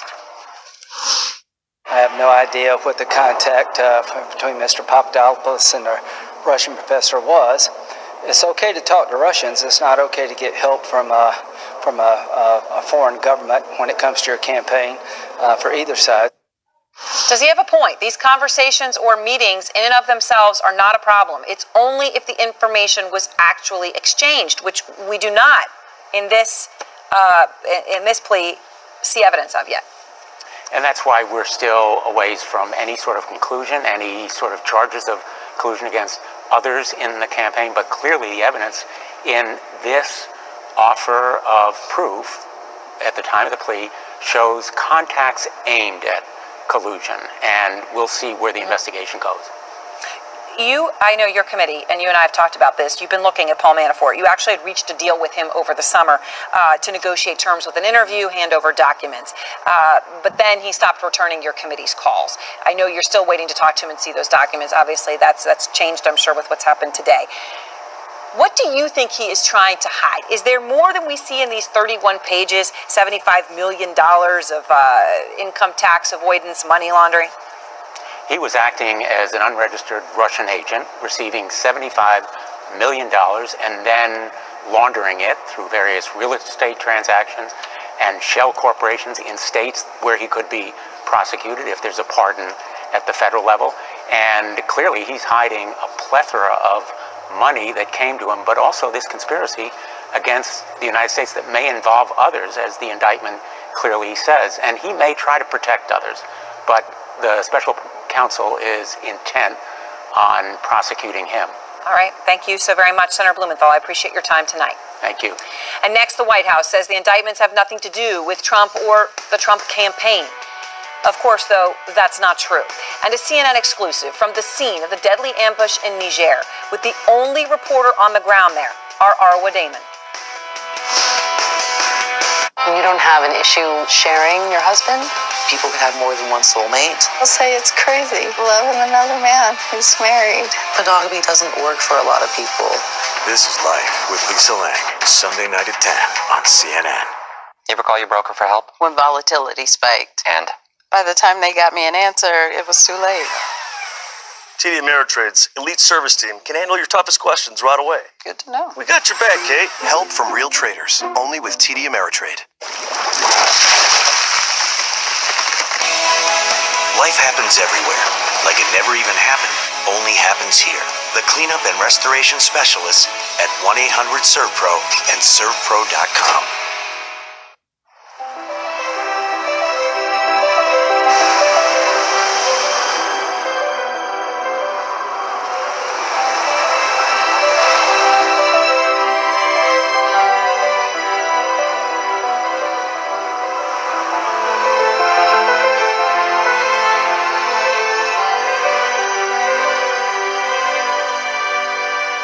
Seamaster Aquaterra. Omega. Attention Medicare beneficiaries. Many people with Medicare may be able to get extra benefits and don't even know they're available. You may be able to get dental, vision, hearing, and prescription drug coverage included in your plan. The Medicare Coverage Helpline is accepting calls to see if you're eligible to enroll now. You may be able to get extra benefits including dental, vision, and prescription drug coverage. Hi, I'm Dr. Jason Buchwald. Making sure you go to the doctor and taking all your medications as prescribed can help protect your health. To make it easier, you may now be able to enroll in a Medicare Advantage plan that includes coverage for dental, vision, and prescription drugs. Help protect your health by choosing the right plan for you and get all the benefits you deserve. Call to see if you may be able to get extra benefits including dental, vision, and prescription coverage. Don't delay. Call to see if you're eligible to enroll and may be able to get extra benefits now. Call 800-779-8200. That's 800-779-8200. So this one says, dealership has great customer service and has great deals and has complimentary donuts. That's the one. Cars.com. Over 5 million expert and user reviews. Russia probe bombshell. Indictments for former Trump campaign chair Paul Manafort and associates. As one campaign advisor pleads guilty to lying to the FBI about his Russian contacts. Jake Tapper hosts Russia Investigation. Live tonight, 11 Eastern. If you have diabetes, then you need to know about OneDrop. When I found out that I had diabetes, I was motivated to do something about it. So I founded OneDrop. OneDrop is a life-changing diabetes management system that can lower blood sugar and A1C levels in as little as 2 months. First, we modernized the meter with OneDrop Chrome. It's sleek, compact, and discreet, and syncs wirelessly to the free OneDrop app that stores all your information in one place. I track my blood sugar, medications, food, and activity, and I get instant feedback through the app. And I have 24/7 access to diabetes coaches who help me stay on track. I get all the test strips I need delivered right to my door. No insurance, no prescriptions, no appointments. And the test strip plans are affordable, even less than the cost of my copay. With OneDrop, I lower my numbers, I save money, and my life is easier. Go to GetOneDrop.com right now. We'll send you all the tools you need to help lower your numbers with plans for just $16.95 and free shipping. Lower your numbers and save money. Visit GetOneDrop.com now. This is CNN, the most trusted name in news. Breaking news, our Jeff Zeleny reporting that President Trump was seething over Mueller's investigation today. He watched the developments unfold on televisions in his private residence. This, as the White House says, this has nothing to do with President Trump or the Trump campaign. Today's announcement has nothing to do with the president, has nothing to do with the president's campaign or campaign activity. Out front now, former Republican Congressman Jack Kingston, who is also a former senior advisor to the Trump campaign, and former counselor to President Bill Clinton, Paul Begala. Thanks to both. Congressman Kingston, let me start with you. They're trying to make this argument has nothing to do with the president or the president's campaign. Why do they do this? This, of course, has everything to do with the campaign. Well, what Paul Manafort was doing from 2007 to 2012 was working for the Ukrainian government. He was only an interim campaign manager from about May or June 2016 till August 2016, so it did Congressman, he was the chairman of the campaign. He delivered the convention to President Trump. I mean, you can't be serious. Aaron, Trump already had the nomination wrapped up. I actually... He absolutely did not have it wrapped up when Paul Manafort joined. I remember the first conversation I had with Paul Manafort. People thought Ted Cruz was going to win. No, Aaron, I have to disagree with you. I was going to be a delegate to that convention because of that reason, and I decided not to be a delegate because there was no fight anticipated. Now, I think building up to it weeks out, you could say that there was discussion of that, but I can tell you that Manafort's deal was to try to secure the convention nomination, but that was it. And I don't think it was a heavy lift because it was wrapped up at that time, and he was fired. I'm just gonna say you're wrong about that. It was not wrapped up when Paul Manafort joined. But I don't want this to get into a debate over whether Paul Manafort was important or not, because he was important during the time he was there. Let me say, no, you're right. When he joined, there was some question, but during the convention itself, it had been settled prior to coming to Cleveland. And he was fired afterwards because of his Russian connections. Okay, Paul Begala, your response as to whether this is about the Trump campaign. And, of course, we're not even getting at Papadopoulos, who is nothing except for the Trump campaign. It's like arguing whether water is wet. The notion that the Trump campaign chairman was not connected to the Trump campaign is ludicrous. Now, we have the campaign chairman and another high-ranking aide under indictment.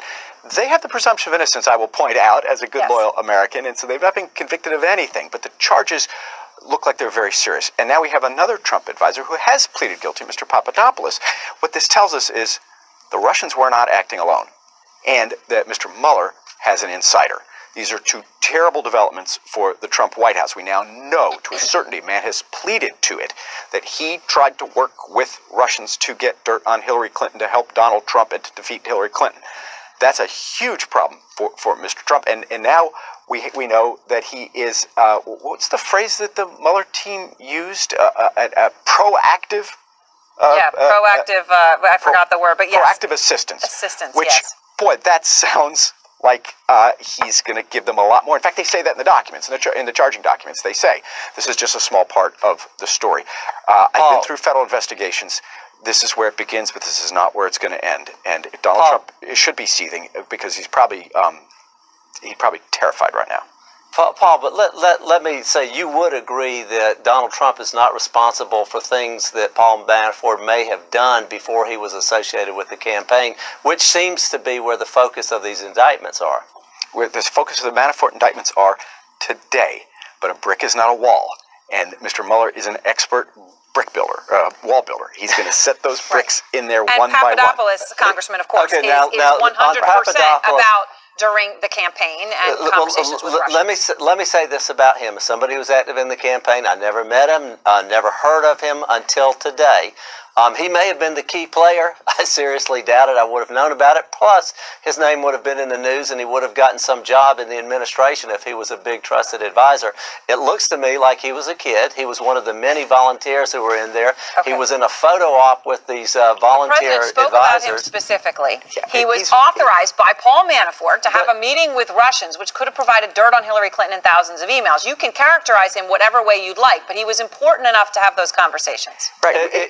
He was promoting those meetings, but everything that we have shows that those meetings were not accepted and that the campaign did not. But not by the campaign. He said they were approved by the campaign. So, okay. Aaron, heed these words. I don't know that they were approved, Aaron. There were, I think, 7 emails where he asked to set up meetings, and I believe there were 6 of them that were turned down. Before we go, I do want to ask you, though, Paul, about Tony Podesta, a major Democratic strategist in Washington, lobbyist, brother of the Clinton campaign chairman, of course, John Podesta, is now stepping aside from his lobbying firm, the Podesta Group, and he's doing so because of these charges. Podesta Group's referred to as Company B in Paul Manafort's indictment. We've reported the firm didn't fully disclose the extent of its work lobbying for the Ukrainian group tied to Manafort, right? Related into this lobbying in Ukraine. Does this mean any Democrats are in trouble as well here, Paul? Could be. And if they are, tough luck. I'm not going to put my party ahead of my country. If Democrats were involved in any way, they should pay the price. If Democrats did something wrong, they should pay the price. But it is embarrassing to say that the campaign chairman for Mr. Trump is not connected to Mr. Trump, or that the campaign advisor who Trump himself named as one of his 5 foreign policy advisors was not connected. When the day comes, if it does, that Donald Trump is indicted, I'm sure we will hear, well, Donald Trump really had nothing to do with the Trump campaign. That's how absurd this has become. But I'm putting my party behind my country. I'm putting my country ahead of my party, Jack. You ought to try it. Paul, I'm with you on that, brother. America comes first, and I'm with you 100% on that. But I also know that Paul Manafort did things outside of the campaign prior to being part of the campaign, and you would agree to that. 47 people were indicted when Bill Clinton was president. Now, I'm not blaming all of those on Bill Clinton. There are people who are in the circle of a campaign that you can't blame everything on the candidate on their behavior. All right, thank you both. I appreciate it. And next, Thanks, Niger, Aaron. our Arwa Damon, exclusive. She is the only reporter. She went to the exact scene of the ambush. You are going to see exactly where that happened for yourself. That exclusive is next. Mike and I are both veterans, both served in the Navy. I do outrank my husband, not just being in the military, but at home. She thinks she's the boss. She only had me by 1 grade. We bought our first home together in 2010. His family had used another insurance product, but I was like, I've had USAA for a while. Why don't we call and check the rates? It was instant savings, and I should have changed a long time ago. There's no point in looking elsewhere, really. We're the Tennies, and we're USAA members for life. USAA. Get your insurance quote today. What's the value of capital? What's critical thinking worth? A basketball costs $14. What's team spirit worth? What's it worth to talk to your mom? What's the value of a walk in the woods? The value of capital is to create not just wealth, but things that matter. Morgan Stanley. My job? Create a workplace that provides great experiences and builds value. That takes an accomplished HR team with the latest skills and know-how, and nothing spells that more clearly than SHRM CP and SHRM SCP. SHRM's competency-based certifications say HR professionals are ready to build business success and shape the changing world of work. I'm confident when I know an HR professional is SHRM certified. Accredited SHRM certifications are the key to great HR. And great HR makes great organizations. Whatever you're doing to stay healthy, you might be missing something. Your eyes. That's why there's Ocuvite. It helps replenish nutrients your eyes can lose as you age. Nourish your eyes to help keep them healthy. Ocuvite. Be good to your eyes. Today I practiced karate. Today I hopped. I rode my bike. Today I played dress up. I hugged my mom. These things may not seem like a big deal to you, But at Shriners Hospitals for Children, we call them everyday miracles. Hop! Breaking boards. Hopping. Playing dress up. Riding my bike. Hugging my mom. Every day, for over 90 years, Shriners Hospitals for Children has been giving kids just like me the life-changing medical care we need, regardless of a family's ability to pay. but we can't do it without you. Will you call and send your love to the rescue for only 63 cents a day? Because of people like you, Shriners Hospitals for Children is able to make everyday miracles happen for kids like me. And me. And me. And me. And me. Just $19 a month is all it takes to give an everyday miracle today. Your gift, no matter how small, can help a child today. When you call today, we will send you this adorable Love to the Rescue blanket as a thank you and a reminder of how you are helping a kid like me. Because of you, we see miracles like these happen every day. Thank you for giving. Thank you. Thank you. Thank you. Thank you. Your gift, no matter how small, can help a kid like me. You can help create an everyday miracle today. $19 a month from people like you lets Shriners Hospitals for Children help kids like me. Because of you, we see lives changed every day. Please call or go online now. Because everybody, everyone could use a miracle. Please, call or go online now. If operators are busy, please call again or give right away at loveshiners.org. Your call says you care. Tonight, a CNN exclusive. Our senior international correspondent, Arwa Damon, traveling to the site of that deadly ambush in Niger that left 4 American soldiers dead. She is the first journalist to visit this remote and dangerous place. And for the first time, you're going to see it. The place where this happened, the aftermath of that bloody ambush with ISIS fighters. And you'll hear from the people who saw the attack. Here is Arwa. In this vast terrain, it's the wooded sections that worry the Nigerian soldiers most. It's ideal cover for an ambush. so they advance on foot.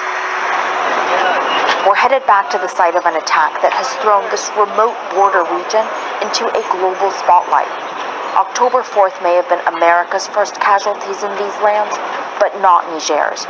Their patrols regularly come under attack.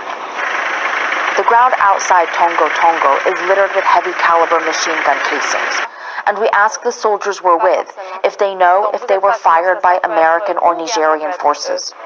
No, they can't be entirely sure because they use similar weapons, they said.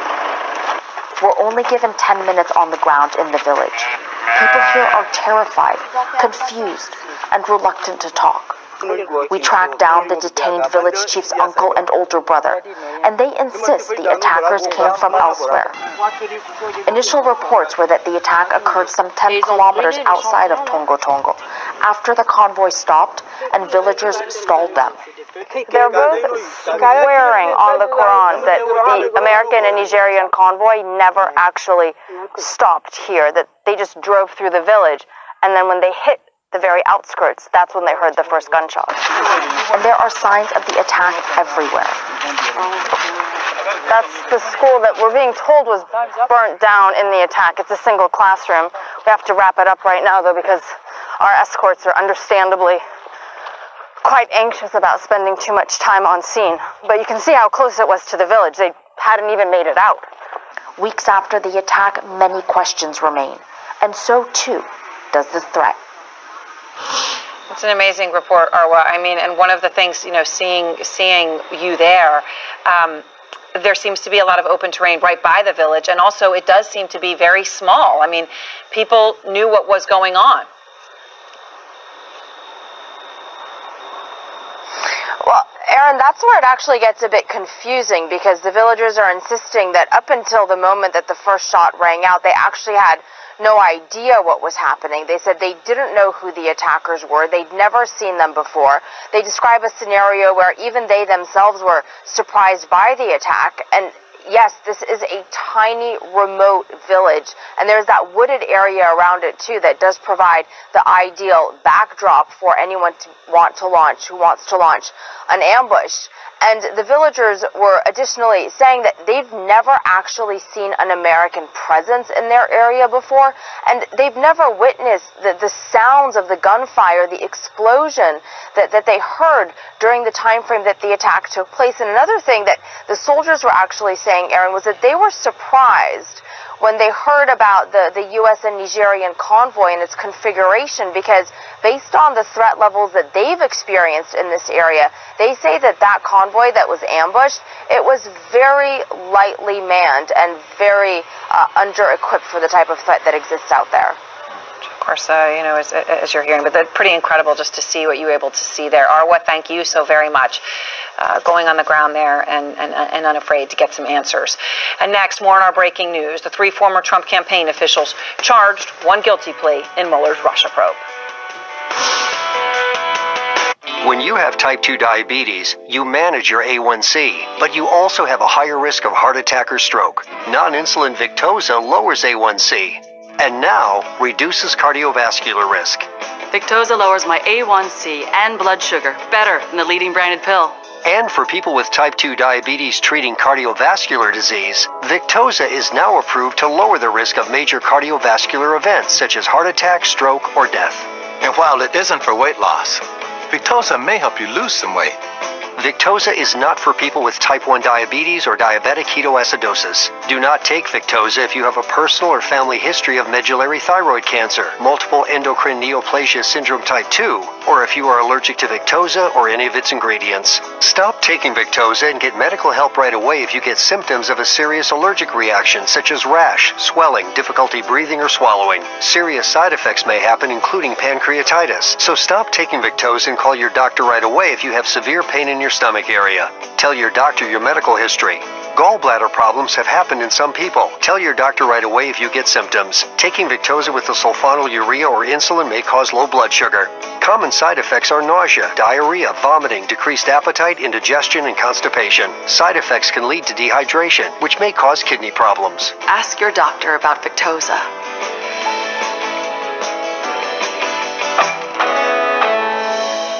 All command you red. Keep your eyes open. Over. Guys, see what I'm seeing? Where the hell is everyone? Hold position. Over.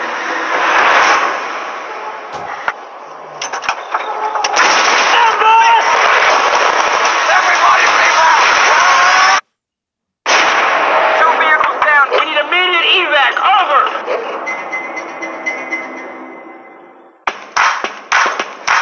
Hey, be good, kiddo. I gotta go to work. I love you. Bye. Dog home alone all day? Who knows what they'll get into? A day without a walk is a sad day for your dog. But now you can make your dog's day with WAG, the on-demand dog walking app. Get a WAG-certified walker to walk your dog at a moment's notice. WAG walks are insured and bonded. And WAG walkers are vetted, experienced dog handlers who'll give your dog the affection and attention they deserve. WAG has live GPS tracking and will even tell you where your dog marks its territory. My dog pooped.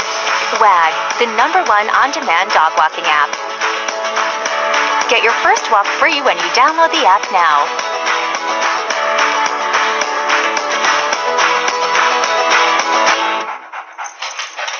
This is CNN, the most trusted name in news. Tonight on CNN, a massive day. In Robert Mueller's probe, 3 former Trump campaign officials charged. Don't miss a special report on the Russia investigation coming up at 11 o'clock Eastern. Anderson is next. Good evening. There is breaking news on top of breaking news tonight in the Russia investigation. At the end of an extremely significant day, significant for this president to be sure, and significant in the history of the presidency. It is that big a day.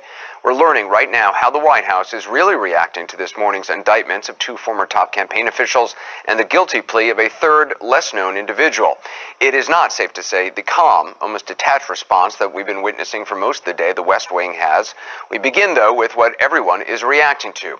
Not just a dozen conspiracy and money laundering charges against former campaign chairman Paul Manafort and his associate Rick Gates, but also the surprise revelation that this man, former Trump foreign policy advisor George Papadopoulos, pleaded guilty earlier this month to making a false statement to the FBI. His plea, his emails, and other documents relating to his arrest that came out today tell us things we did not know until now. What's more, they provide key new points along a timeline that Special Counsel Robert Mueller could possibly build into a case that Team Trump colluded with Russia to win the election.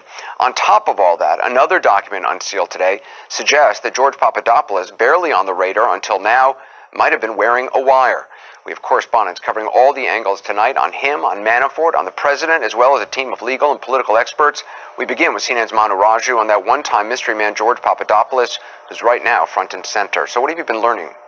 Yeah, that's right. As soon after joining the Trump campaign, Anderson, in March 2016, George Papadopoulos had a meeting with a London-based professor who he was promised dirt on Hillary Clinton's campaign. He had multiple interactions with this professor, and the professor's promise, actually, Anderson, came around the same time that John Podesta, the former Hillary Clinton campaign chairman, his server was hacked, his emails were hacked, around the time that Papadopoulos was promised dirt from this professor. Now, what we do know is that Papadopoulos lied to federal prosecutors and admitted to lying about these interactions with this London-based professors and other Russian contacts. And in these documents that were unsealed today, Anderson, it turns out that this contact was not the only one. There were several others.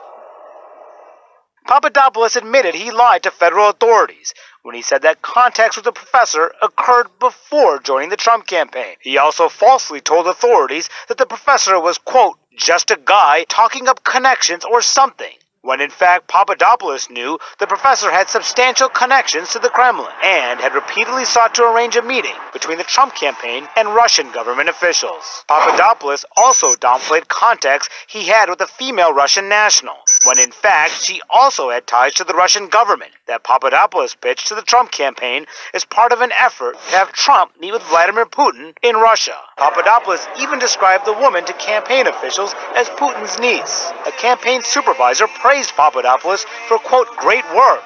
And in March, when he met with the woman and the professor in London, they talked about setting up a meeting. They said the leadership, including Putin, is ready to meet with us, and Mr. Trump, should there be interest, Papadopoulos wrote. As he continued to work on arranging the meeting, the discussion reached the highest levels of the Trump campaign, with then-Chairman Paul Manafort and senior aide Rick Gates emailing to say, quote, "We need someone to communicate that DT is not doing these trips.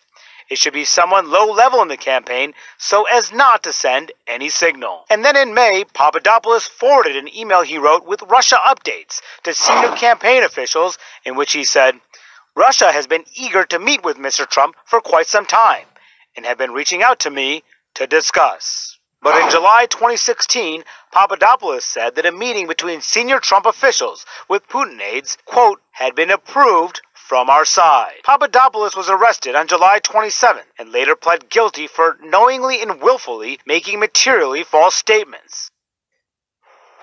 And where is Papadopoulos now? We simply don't know the answer to that, Anderson. CNN has tried to reach out to him on multiple occasions.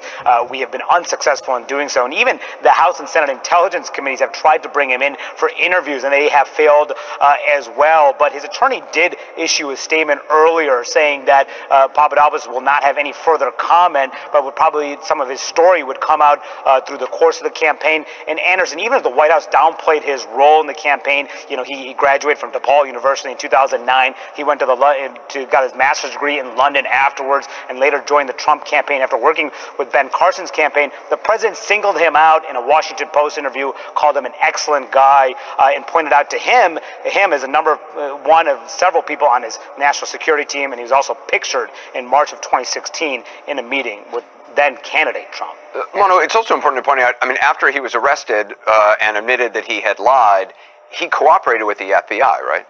Yeah, and that could be significant. We don't know how significant quite yet, but the fact that he is cooperating with the FBI, it could signal that there's a lot more to this investigation going forward. We don't know the extent of his contacts with everybody in the Trump universe, but we do know he tried on a number of occasions to reach out to the highest levels of the Trump campaign, and he also got some responses. So his involvement may be more extensive than what we know right now, Anderson. All right, Monteragio, appreciate it. Now, Paul Manafort and Rick Gates, seen as Pamela Brown, has that side of the story. So what exactly are the allegations against these two?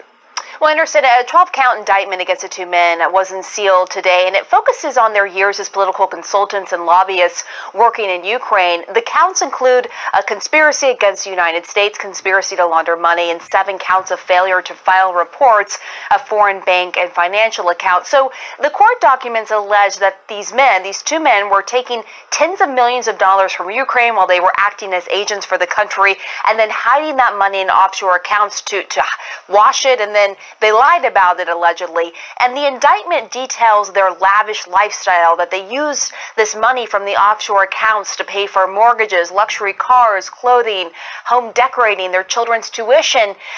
So while these charges don't relate specifically to the Trump campaign, the FBI says they were engaged in these activities from 2008 through 2017. So while they were at least involved with the campaign, Anderson. And has Manafort said anything, or his attorney said anything about these allegations? Well, Manafort has stayed mum. He self-surrendered at the FBI's Washington bureau this morning, didn't say anything, but his attorney, Kevin Downing, spoke outside the building to reporters and said these charges are baseless.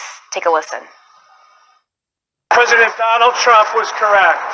There is no evidence that Mr. Manafort or the Trump campaign colluded with the Russian government. And again, in this indictment, there is no mention of possible collusion with the Russians. Manafort and Gates pleaded not guilty. Their bail was set to $10 million for Manafort, $5 million for Gates, and both men have been put on house arrest, Anderson. And what about Gates? He's a longtime associate of Manafort's. Right. He's sort of his deputy. He was his business partner. His spokesman released a statement saying that he won't comment until he reviews the indictment. His spokesperson also said that the indictment was unexpected. Apparently, he was totally surprised by this, and he called it a hastily proceeding designed to accommodate perhaps political and press considerations, and it added that the fight is just beginning. We should note that Mueller's team could add a superseding indictment, so it's entirely possible there could be more charges. This is just the beginning here, Anderson. All right, Pamela, thanks very much. The initial White House reaction to the Manafort and Gates indictments was that this had nothing to do with the campaign, as you heard. As for the Papadopoulos plea, it was more along the lines of George who? This individual was the member of a volunteer advisory council that met one time over the course of a year. It was a volunteer position. Again, somebody on a volunteer committee. Again, he was a volunteer. He was not paid by the campaign. He was a volunteer on a council that met once. And he was a volunteer on the campaign and a volunteer member of an advisory council. I'm telling you that he was a volunteer member of an advisory council that literally met one time. So that was this afternoon. Right now, though, we are learning more about what went on behind closed doors at the White House and what's going on there tonight. For that, let's go to CNN's Jeff Zeleny. Do we know how the president reacted when he heard about these indictments? Anderson, we do. We know that he spent hours in the residence of the White House, not in the Oval Office, but in the residence, watching all of this unfold on television. I'm told he was seething at these reports. That's in the words of someone who spoke to him. They said as he was watching all of this, he was expecting some kind of indictment on Manafort, but this Papadopoulos thing surprised him entirely. He was watching this for hours. He did not arrive in the Oval Office for meetings until around noon or 12:30 or so, simply watching all this unfold as his lawyers were meeting with him. But entirely different than the White House was trying to portray it down below when they were saying, look, this is not connected to the campaign at all. And as far as Sarah Sanders saying volunteer over and over and over, Paul Manafort indeed was a volunteer as well. Many people on these presidential campaigns are volunteers in a volunteer capacity, so that does not necessarily mean much in this case. What is the White House strategy for dealing with Mueller and the investigation going forward? Well, Anderson, we found out after talking to a lot of people all day long that there is something of a tug of war going on here, if you will. There is one side of thinking, the president's legal advisors saying that he should not aggressively go after Bob Mueller. He should, if he wants to sort of make some attacks at the investigation, he can, but not directly at Bob Mueller. But there's another side. Steve Bannon, that wing, of course, is leading that as well. He believes that the president's legal team has been too soft here and misguided here. So he does believe that the president should go after Bob Mueller in an attempt to, simply throw all this up in the air here. So there is an internal discussion. So far, the president has not for a while gone after the special counsel here. We'll see if he does in the coming days. But Anderson, all of this, of course, a major distraction, as this week was supposed to be the time to talk about the tax reform plan, and of course he's leaving Friday for a foreign trip as well here. But this, of course, so front and center tonight. Yeah, it's fascinating, Jeff, that the president actually was watching TV, for hours, and you said didn't go to work until about 12 or 12:30. So the Papadopoulos side of this, that came as a surprise? It did come as a surprise. We're told by several people that he was simply not expecting this. And of course, most people here and indeed around Washington weren't expecting this either, because he of course had pleaded guilty almost a month ago, but this was something that was sealed and kept confidential here. So that was one of the surprises here today. And of course, no one knows who he spoke to over the last 3 weeks or so, as he was wearing a wire here. So if anyone had a conversation with him, I can imagine tonight they're rethinking what they actually said to him, if they did, Anderson. Right. It does seem, the number of people, there's 5 people or so, I think it was, who were named to the president's, Foreign Advisory Council early on in the campaign. It was a time when the president, when the candidate Trump was under pressure because a lot of very reputable, experienced people had said that they would not work for President Trump. So he needed to name some names, and that's when he came up with Carter Page, George Papadopoulos, and some others. There are very real questions about how closely linked they were to the campaign, though it seems like with Papadopoulos, according to this to these charges, that he was getting his emails returned from Manafort and others. Sure, he was definitely trying to do something, trying to set up a meeting. But if you'll remember back in the time of March 2016, Donald Trump was still trying to convince Republicans here in Washington and elsewhere that he was a real candidate.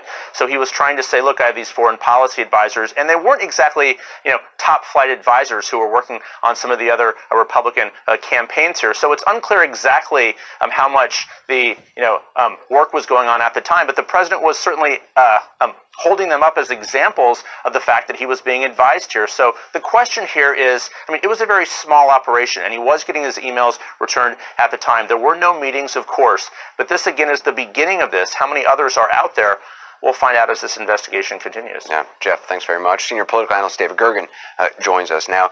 David is someone who's worked in a number of White Houses over the years for Republicans and Democrats. How serious do you think today's developments were? Serious. Very serious. What we have now know is that the government is charging that an unregistered foreign agent for a Soviet stooge or Russian stooges was campaign chairman for President Trump, not for very long, but an important period of time. And that contrary to assurances from the president that there had been no conversations with the Russians, or this campaign had nothing to do with the Russians, we now know that at least one person who was recognized as a national security advisor by the campaign, who had a meeting, who attended meetings with the president, was in active conversations with the Russians. And what this suggests, Anderson, is that Bob Mueller now has this young national security advisor, Papadopoulos. He's now singing that he's now giving evidence of higher ups, and that's how he got a plea bargain today and pled guilty. So I think this is quite serious. What's also so interesting about this Papadopoulos development is that the exchange he had with this Russian professor in London, who reportedly has ties, or allegedly has ties to the Kremlin, who said that they had emails and dirt on Hillary Clinton. That predates by several months the Donald Trump Jr. meeting, and yet there's a lot of echoes in the Donald Trump Jr. meeting to what this professor was also saying to Papadopoulos. Yes, that's absolutely right, Anderson. And also what we have here, two things. One, there was a clear desire on the part of people in the Trump campaign to get the dirt, whatever it was, whether it was emails or whatever else they might get from the Russians. That they clearly wanted to do it, even though they didn't they carefully avoided setting up a big meeting with the Russians. They clearly wanted to send signals back.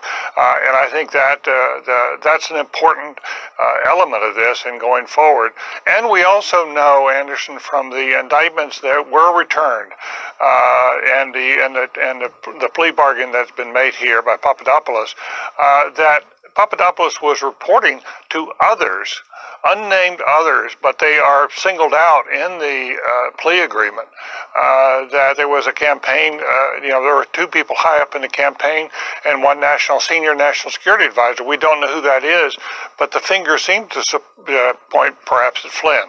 Well, also, the other fascinating thing about this is both Papadopoulos and Donald Trump Jr. Entertained this notion of getting dirt. Yes. With the belief that it was from the Russian government. That's what Donald Trump Jr. was told in those emails, and Papadopoulos, though he lied about it to the FBI, then came clean to the FBI and said, yes, in fact, he knew that. That's a very good point, Anders, because it's very clear that they were responding to signals from Russian operatives saying, we've got some stuff, do you want to talk to us? And yes, we do want your stuff.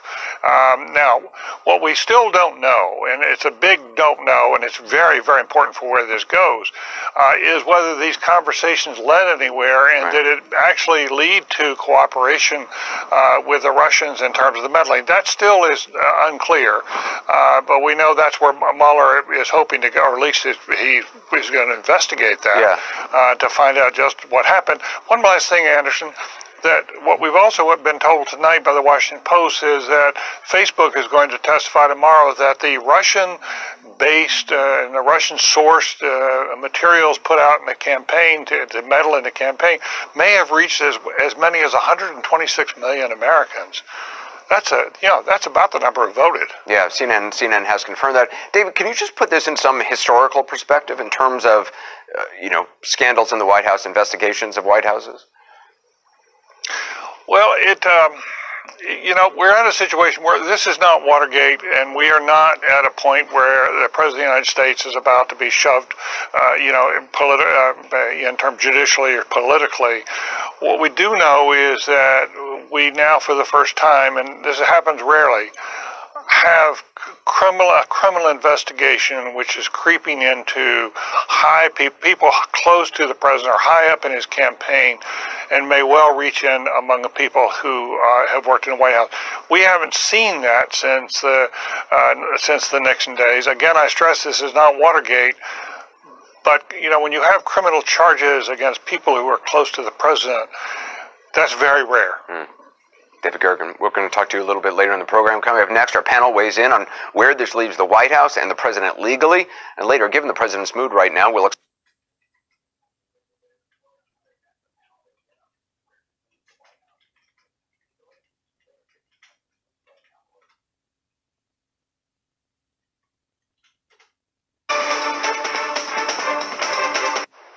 As you can clearly see, the updates you made to your plan strengthened your retirement score. So, that goal you've been saving for, you can do it.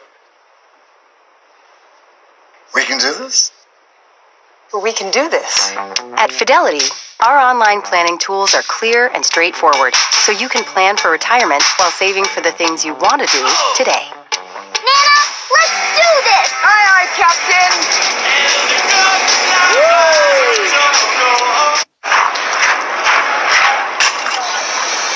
All right, off you go.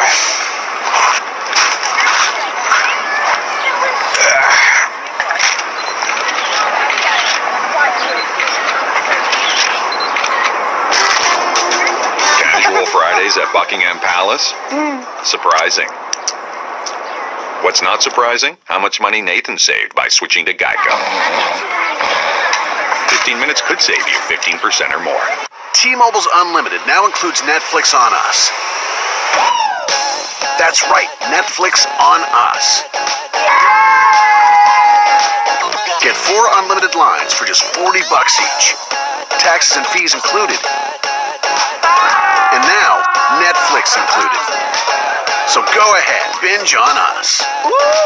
Another reason why T-Mobile is America's best unlimited network. Having moderate to severe plaque psoriasis is not always easy. It's a long-distance run, and you have the determination to keep going. Humira has a proven track record of being prescribed for nearly 10 years. It's the #1 prescribed biologic by dermatologists. More than 250,000 patients have chosen Humira to fight their psoriasis, and they're not backing down. For most patients, clearer skin is the proof. Humira can lower your ability to fight infections, including tuberculosis. Serious, sometimes fatal infections and cancers, including lymphoma, have happened, as have blood, liver, and nervous system problems, serious allergic reactions, and new or worsening heart failure. Before treatment, get tested for TB. Tell your doctor if you've been to areas where certain fungal infections are common, and if you've had TB, hepatitis B, are prone to infections, or have flu-like symptoms or sores. Don't start Humira if you have an infection. Join over 250,000 people who have chosen Humira. Ask your dermatologist about Humira and go. When I was a Navy SEAL, I trained as hard as I could to stay alive. I had more than 30 pieces of shrapnel still in my leg.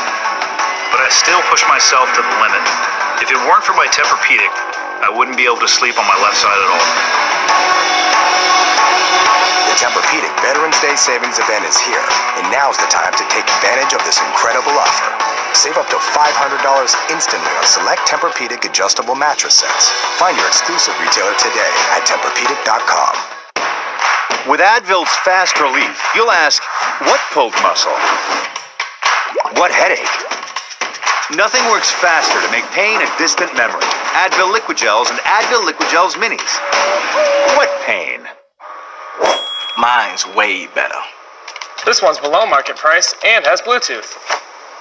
Same here, but this one has leather seats. Use the Cars.com app to compare price, features, and value. We first learned who George Papadopoulos was in March of last year when candidate Trump briefly read a list of foreign policy advisors at a meeting with editors at the Washington Post. George Papadopoulos, he's an oil and energy consultant, excellent guy. Barely a sentence. Tonight, he's at the center of a storm now threatening the presidency. With us now, Phil Mudd, Ken Cuccinelli, Michael Zeldin, Jeffrey Toobin, and Laura Coates. Jeff Papadopoulos, how big of a deal is his part of this? Well, I think it's enormous, and it's the big surprise of the day because he was a much lesser-known figure, but his case involves the core of what Mueller is investigating, which is possible collusion between the Trump campaign and Russia, and the emails that are discussed in his plea agreement and in the information to which he pled guilty suggest that this was an extensive effort between the Trump campaign and the Russian government to get together, including talking about thousands of emails. And we don't know if they're the same thousands of emails, but there were thousands of Hillary Clinton emails that were later released, and any involvement of the Trump campaign in the release of those emails could be the basis for a very serious charge. We also now know, that this information that's been unsealed in a July motion from the special counsel. I just want to read it. It says in part, Public disclosure of the defendant's initial appearance, however, would significantly undermine his ability to serve as a proactive cooperator. Proactive cooperator, I mean, what that means? That means wearing a wire to me. I mean, and I think this is so, what a blockbuster possible piece of possible development that is, because he was arrested in July. He pled guilty in October. That period of July to October, just weeks ago, he was in a position to proactively cooperate, meaning wear a wire, get admissions from people who perhaps are still serving in the Trump administration. Although, Ken, I mean, the question would be, how connected was he? I mean, could he get his phone calls returned? He obviously was able to get emails returned when he was part of the campaign. Well, but when you look through the 24 pages, I wouldn't say his emails were returned all that quickly. He got them the next day and all the rest. The campaign pace is minute to minute. That wasn't happening, and he was making the same requests for 5 months. I mean, from the middle of March till August, in the statement of facts submitted with the plea, is the first time you see any encouragement from anyone else in the campaign to Papadopoulos. Yeah, why don't you go ahead and do that meeting if you can make it happen? And the next sentence is, the meeting never happened. So yes, there was discussion in April of the emails, dirt on Hillary Clinton. And we see that language show up later, a couple of months later.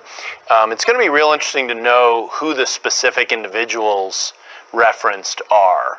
You know, is the high-ranking campaign official Paul Manafort, or is it Steve Miller, who was kind of running the whole, policy operation?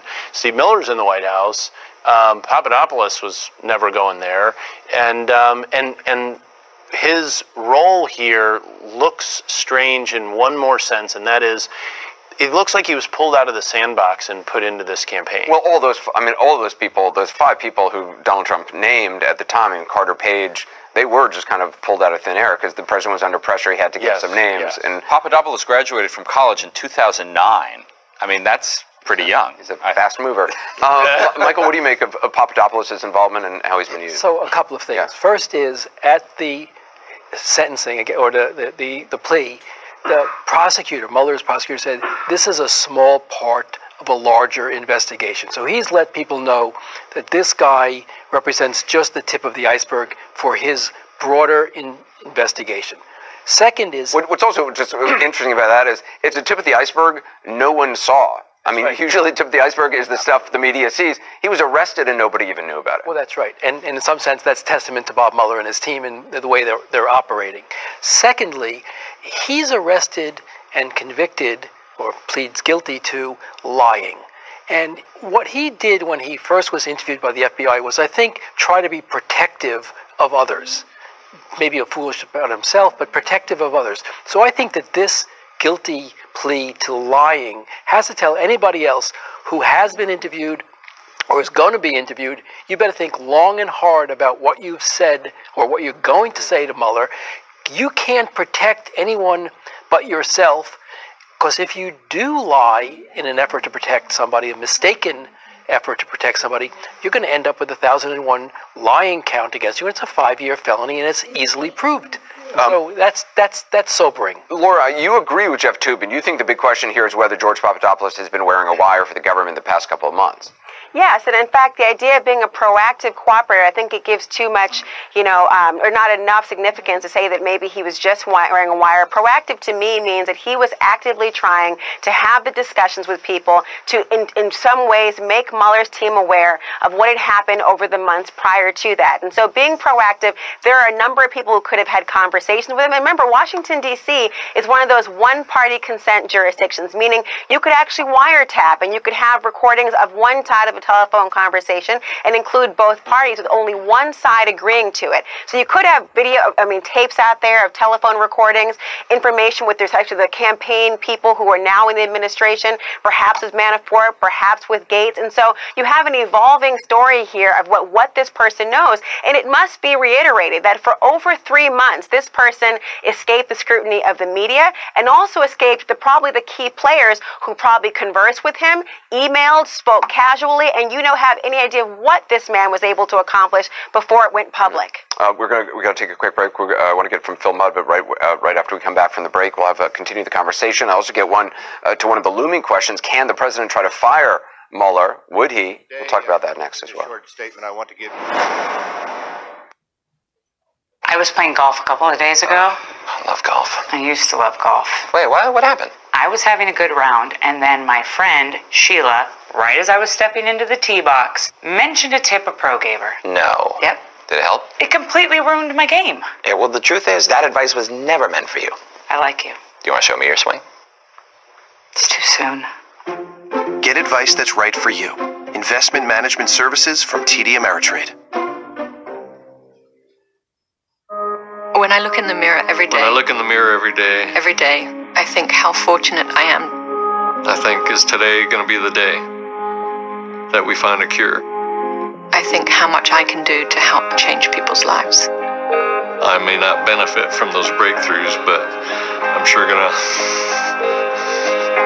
I'm bringing forward a treatment for Alzheimer's disease, yes. In my lifetime, I will make sure. Russia probe bombshell.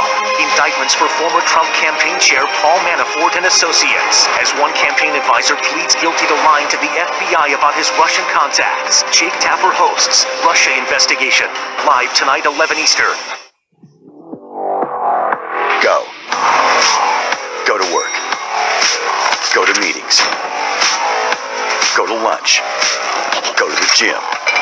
But when it's time to relax, don't go anywhere. With Soothe, you can get a spa-quality massage at home anytime. Just select your massage, when and where, then relax. Our licensed massage therapist will come to you. Download now. Get $20 off your first massage with promo code HOME. Soothe, anytime, anywhere, in as little as an hour.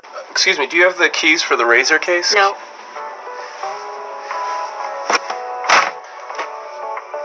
Can anyone help me get some razors? No.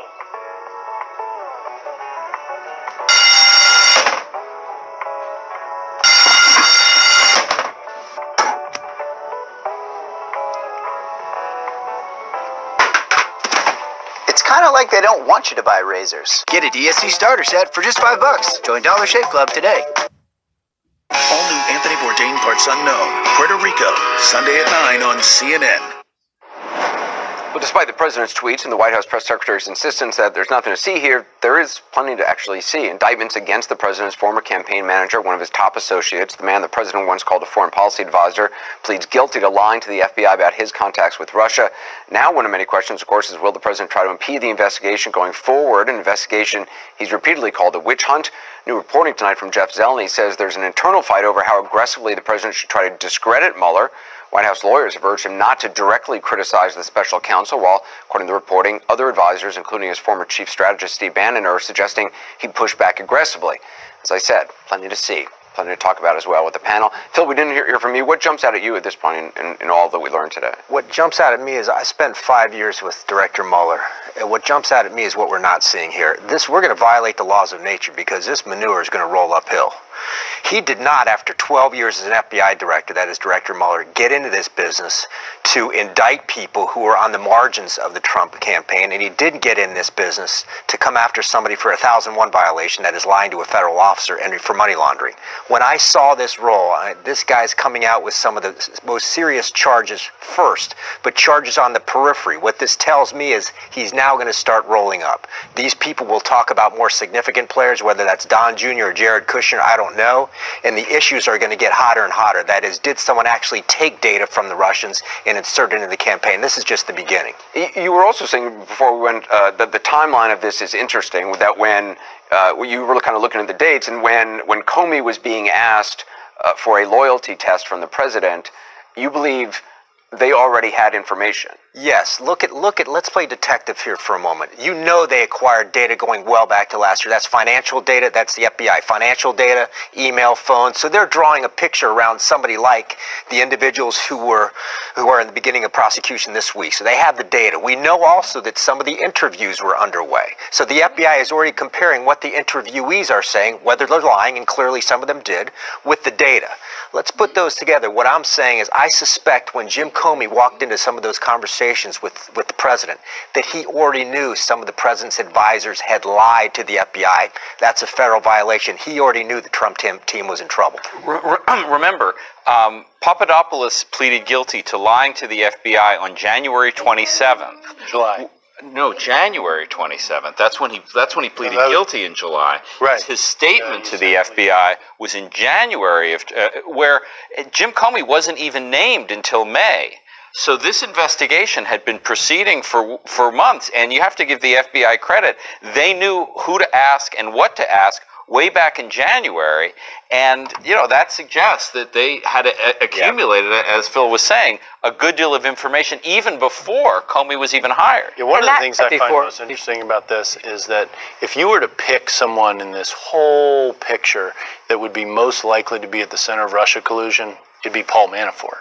And so the indictment comes out today, doesn't touch any of that, is obviously uncovered 10 years of his wrongdoing, none of it touching on what he was doing during the campaign, which is why I said earlier it'd be really interesting to know who that senior high-ranking campaign official is, because I think that tells us the next step in this story. But realize there's a lot of speculation going on here.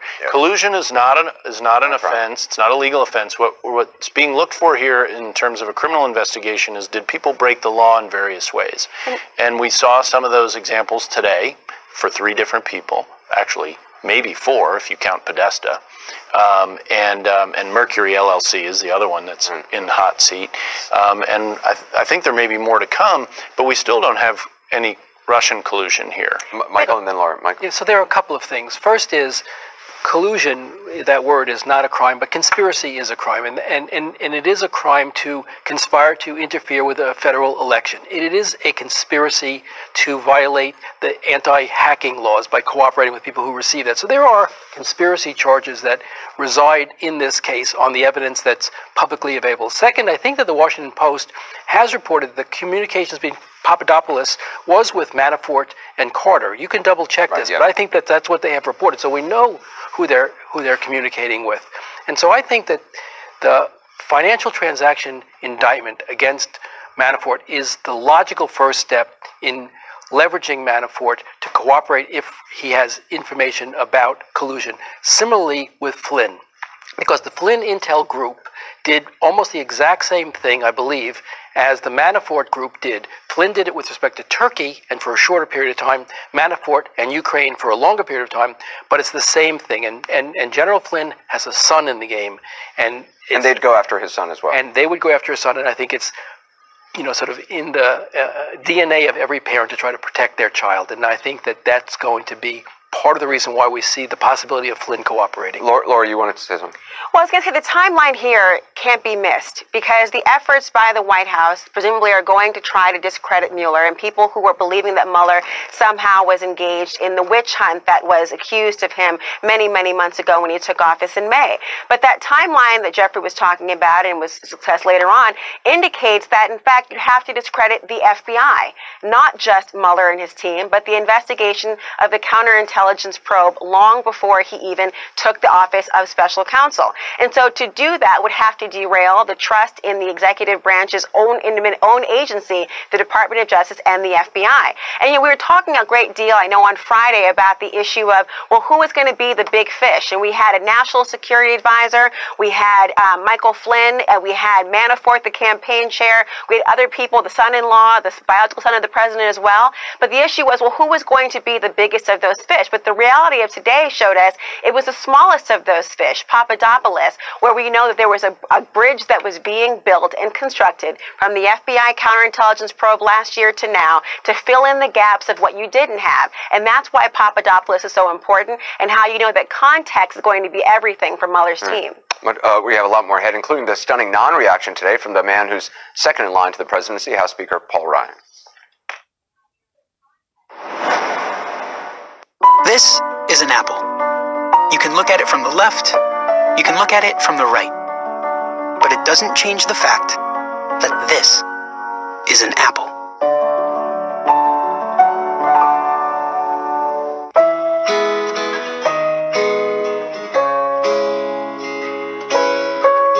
At Lincoln Financial, we get there are some responsibilities of love you got to do on your own, and Some you shouldn't have to shoulder alone, like ensuring your family is protected today and tomorrow, no matter what the future brings. See how life insurance from Lincoln can help start protecting your family's financial future now at LincolnFinancial.com. I'm putting the G back in Game Show. Joker! Two contestants put it all on the line for a chance to win $25,000. 420! That's my favorite number, man. Snoop Dogg presents The Joker's Wild, Tuesdays at 10 on TBS and the TBS app. Your paycheck. Your family depends on it. But if something happened to you, you need life insurance. And chances are SelectQuote can get it for you for under $1 a day. SelectQuote found Alec, 38, a $500,000 policy for under $23 a month. SelectQuote found Kenesha, 37, a $750,000 policy for under $21 a month. SelectQuote's secret? They impartially shop a select group of highly rated companies like these for your best rates. Give your family the security it needs at a price you can afford. Since 1985, SelectQuote has saved over 1 million families millions of dollars on life insurance. Call now, 800-977-3814. Or go to SelectQuote.com. Discover what over 1 million families know. We shop, you save. This is CNN, the most trusted name in news. It is a turning point in the Russia investigation. The first indictment, a guilty plea from a former Trump campaign advisor who admits he lied to the FBI about his contacts with Russia. The reaction on Capitol Hill, though, shows how big this is with what Democrats are saying and how the Republican leadership is trying not to say anything. CNN congressional correspondent Sunlen Servati joins me. Sunlen, the Republican leadership, Paul Ryan, Mitch McConnell, how are they responding to all this? Well, it seems there's a Republican leadership up here on Capitol Hill, Anderson, really are taking pains to avoid specifically responding to these indictments today. Senate Majority Leader Mitch McConnell avoided press up here on Capitol Hill. He appeared at a press conference and left before he was able to be asked questions by reporters. And earlier today, Speaker of the House Paul Ryan was asked about this in an event in Darien, Wisconsin. Here's what he had to say.